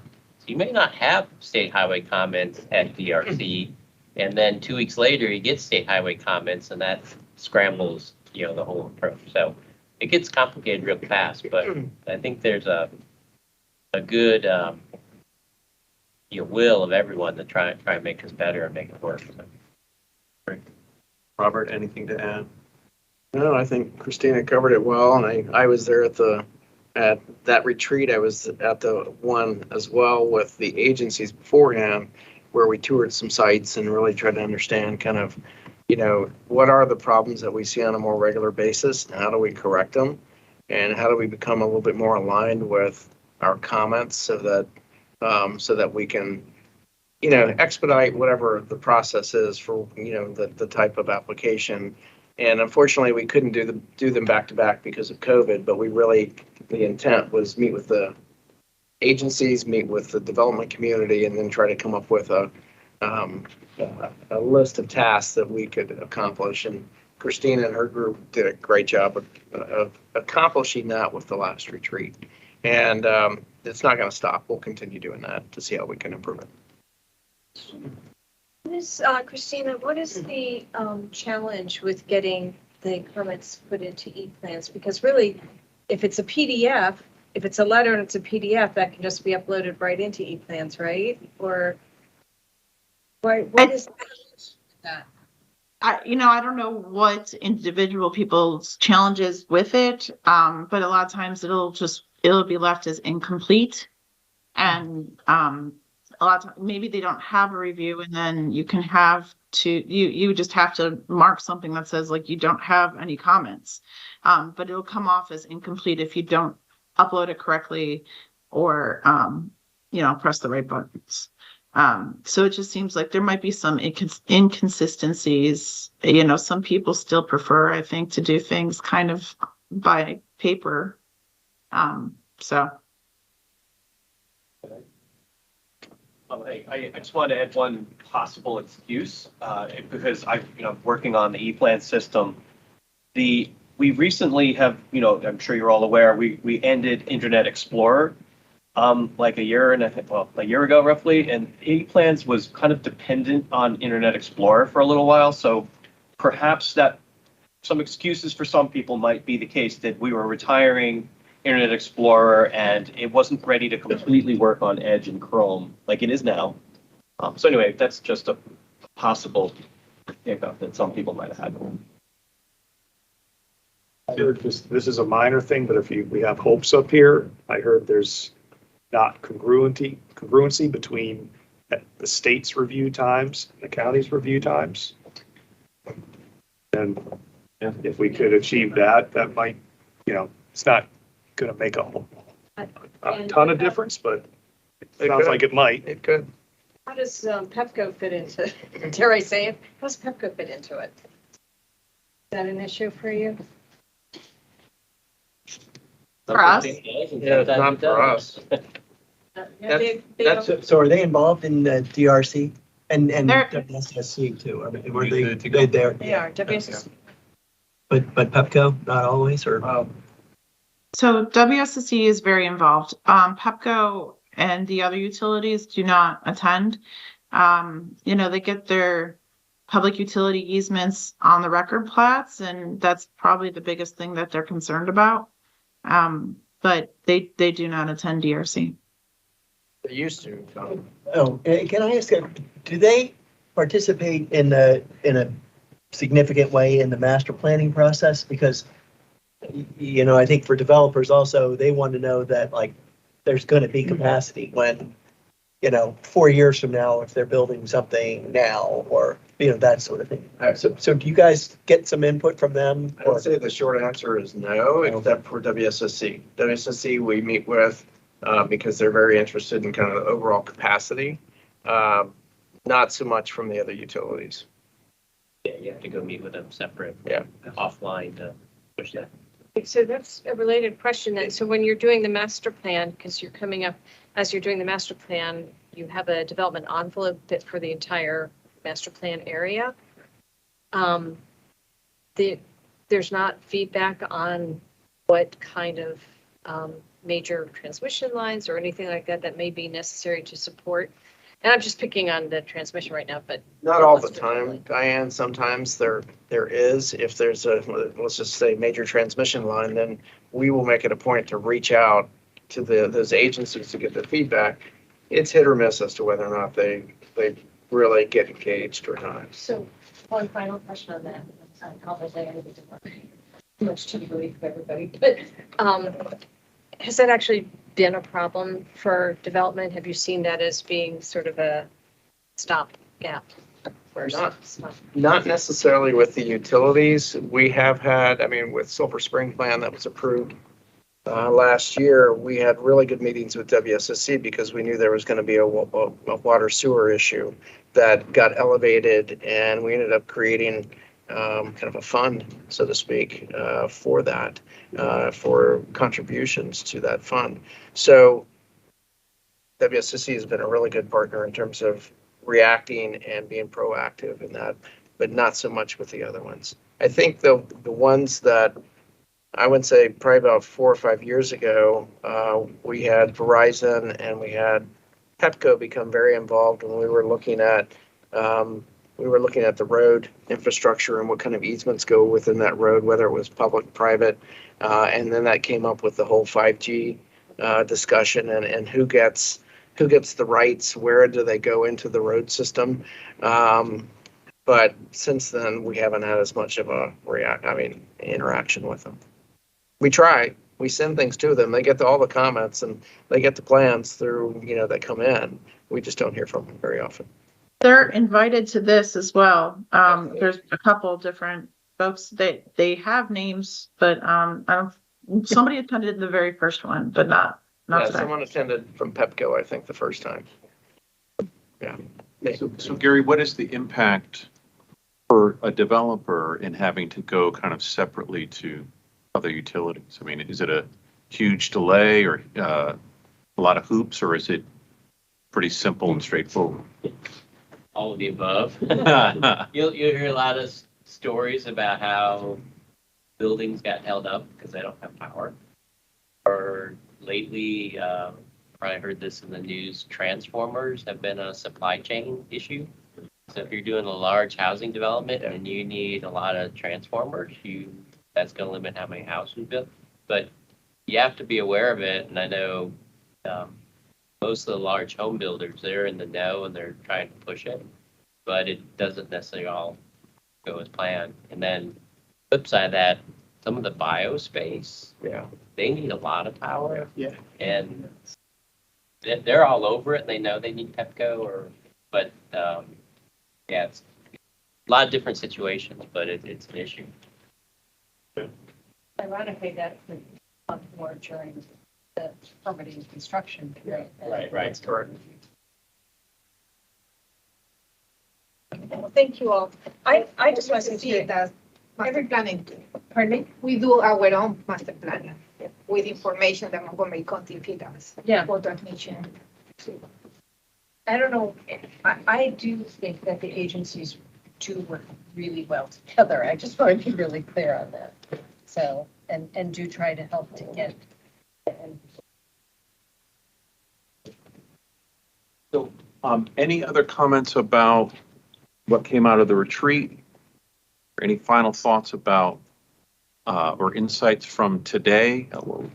I want to wrap up the meeting because I don't think we have time to really tackle any other issues, but like, are there specific things that, and you probably can't read my scribble over there, but thinking about what we talked about and kind of the really big complex issues that we need to make sure we address, if not in meeting 3, meeting 4, what stands out to folks that want to make sure we tackle sooner rather than later?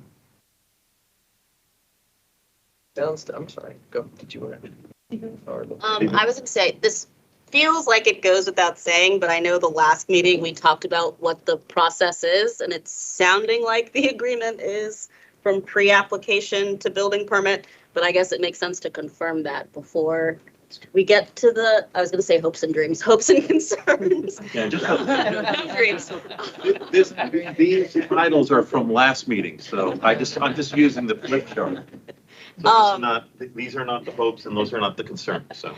And so I know based on the public hearing, like the comments we received and the written testimony, it seemed like none of the testimony or anything we received really did answer that question. So I guess just making sure the group has a consensus on what we're talking about moving forward. Yeah, I think that's a really good point. I'm not sure we have time to, but I would just, it seems to me, based on what we've talked about today, right, is that we're not just talking about application accepted to planning board approval, because there's lots of other issues that we need to address to really make potentially some significant improvement in areas. And it may be within that window, but it seems like there's other windows that are really relevant here that I'm assuming the public wants to make sure we're also addressing. So it's a great question, Livu. And that did come out in the first meeting. Yeah, no, it did. The question was, could we really do it in the time frame that we have? And I guess the other way I think about this, and a lot of this depends on kind of the appetite for continuing, but there's the delegates deadline of something at the state level by October 15th. And then there's other things that maybe we haven't addressed or finished or resolved by October 1st or so that are more county-based, right? That we need to continue further into the fall to make sure that we get there. So I think we need to make sure by the end of October, if there are 1, 2, 3 things, and I don't think the delegate is looking for much more than that could happen at the state level that could really help this process. She wants to make sure she gets that, but that doesn't mean that the conversation has to end, I guess is the way I look at it. But so that's a great idea, it's like, let's clarify that, because so we know what we're tackling here. Anything else that stood out? I mean, I heard a lot about kind of integrating across platforms and subparts of the process to make sure it's, especially I think for the public, like really clear, well, what is this and how do I go through it and where might I hit delays? And so, beyond kind of what you all do kind of day to day to day, week to week, project by project, it's also like, does the public understand it? Do potential developers understand it? Do they know what they're getting themselves into? It seems like that's also the lens that we need to be looking through, right? Integrating, and then also it came up as synchronizing or being able to succinctly define where the area is synchronized. So when Tim was giving his spiel on everything, and I heard about the stormwater management, it's like, okay, well, when it's in the other people, with WSSC's core, are you guys talking about it then, or is it that it comes up later? I mean, just wherever there's like a similar part of the process in each agency's, wheelhouse, maybe just kind of being able to do a drawdown of where that is, where it lies, where it might make sense for it to, be looked at, because things happen. Like they can do one, it can be a state, road, and it could impact private property, or it could be a private, something that's happening that could impact state, and I don't know, just the synergy between the two. And the other thing, I'm sorry, was just from that, the 77 administrative Days. yeah, and that it's taking longer, sounds like for lack of knowledge or lack of proper representation and all those things. Maybe some of those people, or maybe some of the folks who have applications in now, may be good to give a direct invitation to the next hearing to like hear what's happening in their processes now that can be insightful. Yeah, I mean, the other thing that came up that strikes me, and I put it up here somewhere, just be clear, there's one thing of averages, right? But it's also like really thinking about where are delays more likely than not to occur, wherever it is in the process, pre-application, during the kind of the core development review, post that, like where are we seeing in each part of the process where delays are more likely to occur, so that we can make sure we're flagging it for those who might go through it.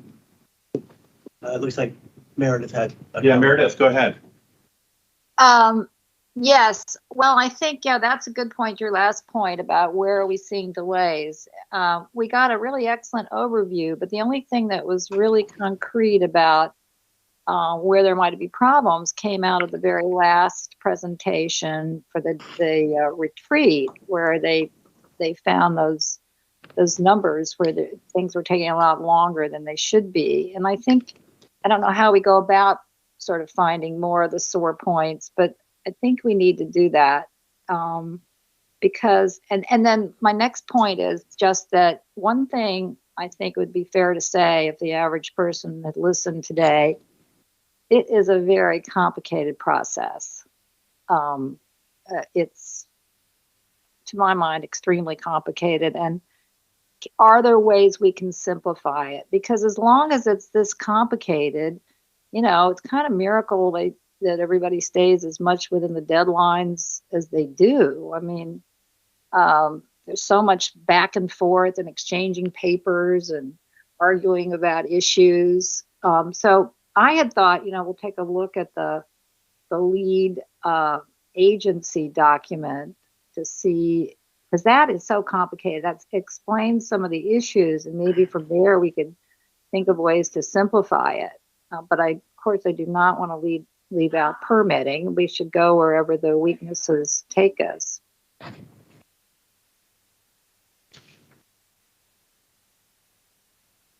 Okay. I was just Christina, I'm sorry, go ahead. Sorry. Oh, no, she can go first. You came on video, so I don't know if you were ready to say something.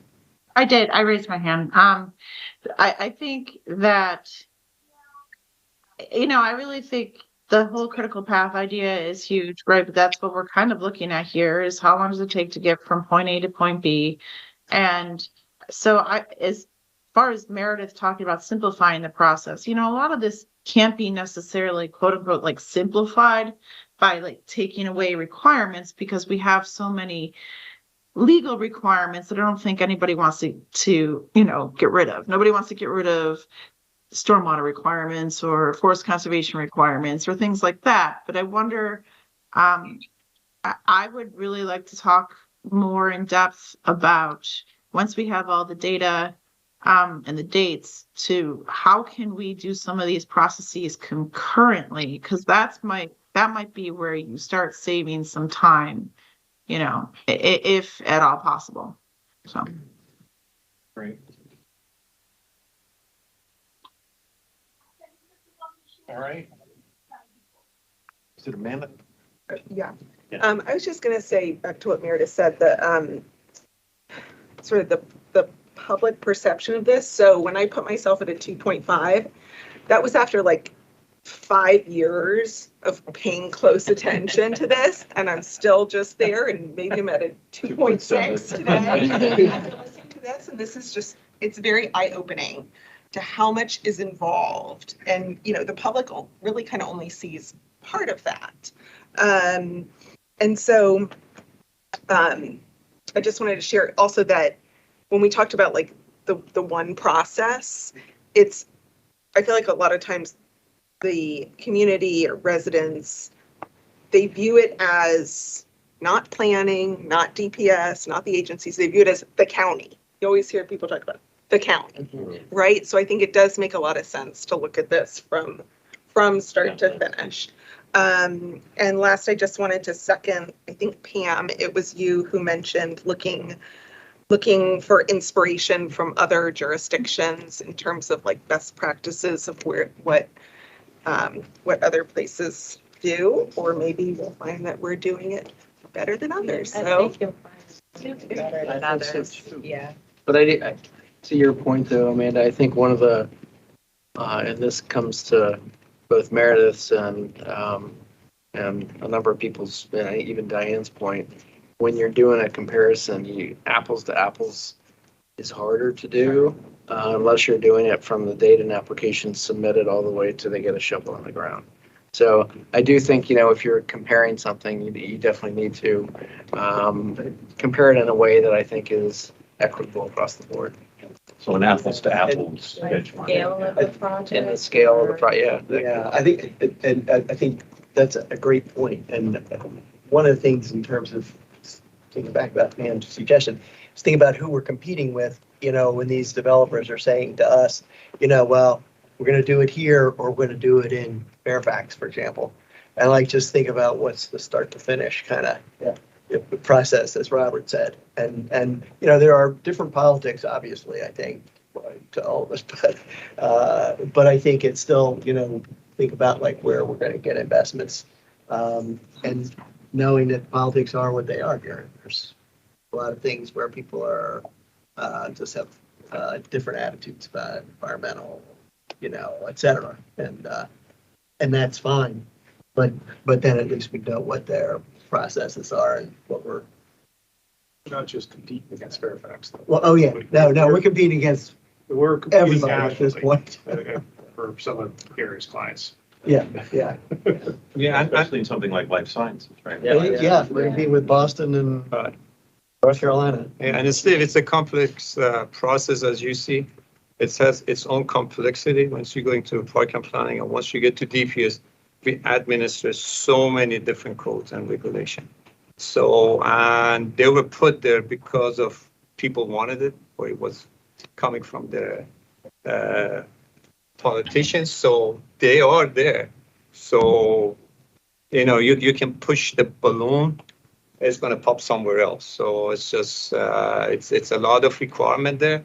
But it wasn't like that probably 50, 60 years ago. But as you evolve, there's a demand on people. Hey, they want to have this neighborhood that's peaceful and meets all kinds of safeties and everything else. So it's a catch-22. So as part of that, we have to do our due diligence when you're looking at that stormwater concept plan, not as much at the concept, but once you come to get the permit, because it has impact on flooding downstream and the roadways, the properties, which, as you know, is something that we don't want to do. So yeah, it's a complex process, a lot of regulations. Can I jump in for a second too? I'm sorry. I've joined by Teams, but I have my hand up and I can't tell what you can see or not. We'll see. So I wanted to also add to a point that I heard first Amanda say and then Tom say. I think that's who said it, but we do, and Isan was touching on, we do have a lot of laws and requirements. So for example, and to understand why, and so, and some of this is actually sequential and some of it can have, I love what Christina said. She said maybe we could look at what can be happening concurrently. I think that's a great idea to the extent we can, but some of it builds on each other. So for example, we have a stormwater management law that is pretty stringent. We have sediment control laws that are pretty stringent, and there's reasons behind it. It's it's to protect water quality. It's to protect the bay. It's we have the green building law because we want to make sure that we have a mandate for ourselves to reduce our carbon footprint. So there are a lot of things that go into it, and then we have all of these ministerial life safety requirements. They're building code requirements. It's very ministerial. And so, my point is, and I'm so happy to hear, Amanda, to hear you say, people, how to get the messaging across that, yes, it is important. Everybody has to understand why so many of these reviews are layered in there, and there's a lot of them. But it would also be important to understand, as we're looking at Fairfax County, which is a benchmark jurisdiction for Montgomery County, what is their timeline? How does it differ? And do they have different laws that apply to them in things like water quality? Or I would think, I don't know if they have pollutant discharge issues or not. I would assume they do. But I think it would be good to understand that as well. Have they adopted a green building code? Have they adopted whatever the requirement may be, the moderately priced dwelling units, and then try to understand. And MBIA actually did have George, I think it was George Mason, I can't think of the researcher's name, but look at it to try to benchmark and compare some years back. I don't know if anybody remembers that study, but they did conduct, the guy's name is Steve, and I can't think of his last name. Anyway, but it might be worthwhile to dust that off and just have a quick look at it as well. All right, so it's 6:00. I've got a softball game across to Prince George's County. So I first of all, thank you to our presenters for giving us the full context. Really appreciate everyone who presented, answered all the questions that were asked. Very thoughtful questions, very thoughtful insights. So to me, we accomplished what we came here to, which was to really make sure that we all understand this very complex process that touches a lot of departments and agencies and what have you. So our internal team will be looking at, all right, so what does this mean based on everything we heard for the meeting, the next meeting, which I think is July 7th? No, July 12th, right? So we have a few weeks before it happens. Is that right? Yeah, July 12th. And so, but we will make sure that we circulate all the documents that were shared today so that you have them. And I'm going to promise, even though I won't be the one providing them, that for our next meeting, for whatever documents we're going to be kind of addressing and talking about, that you will get them beforehand. Yeah. Now, how far beforehand, we'll have to see, but heard that loud and clear. I like to go to meetings where I can also look at it and also hear, so heard that loud and clear. But thank you all. I won't see you, well, I'll see some of you probably on a call this week, but hope you all have a great July 4th long weekend. We all deserve it, right? And we'll see you in July. Thanks so much. Thank you.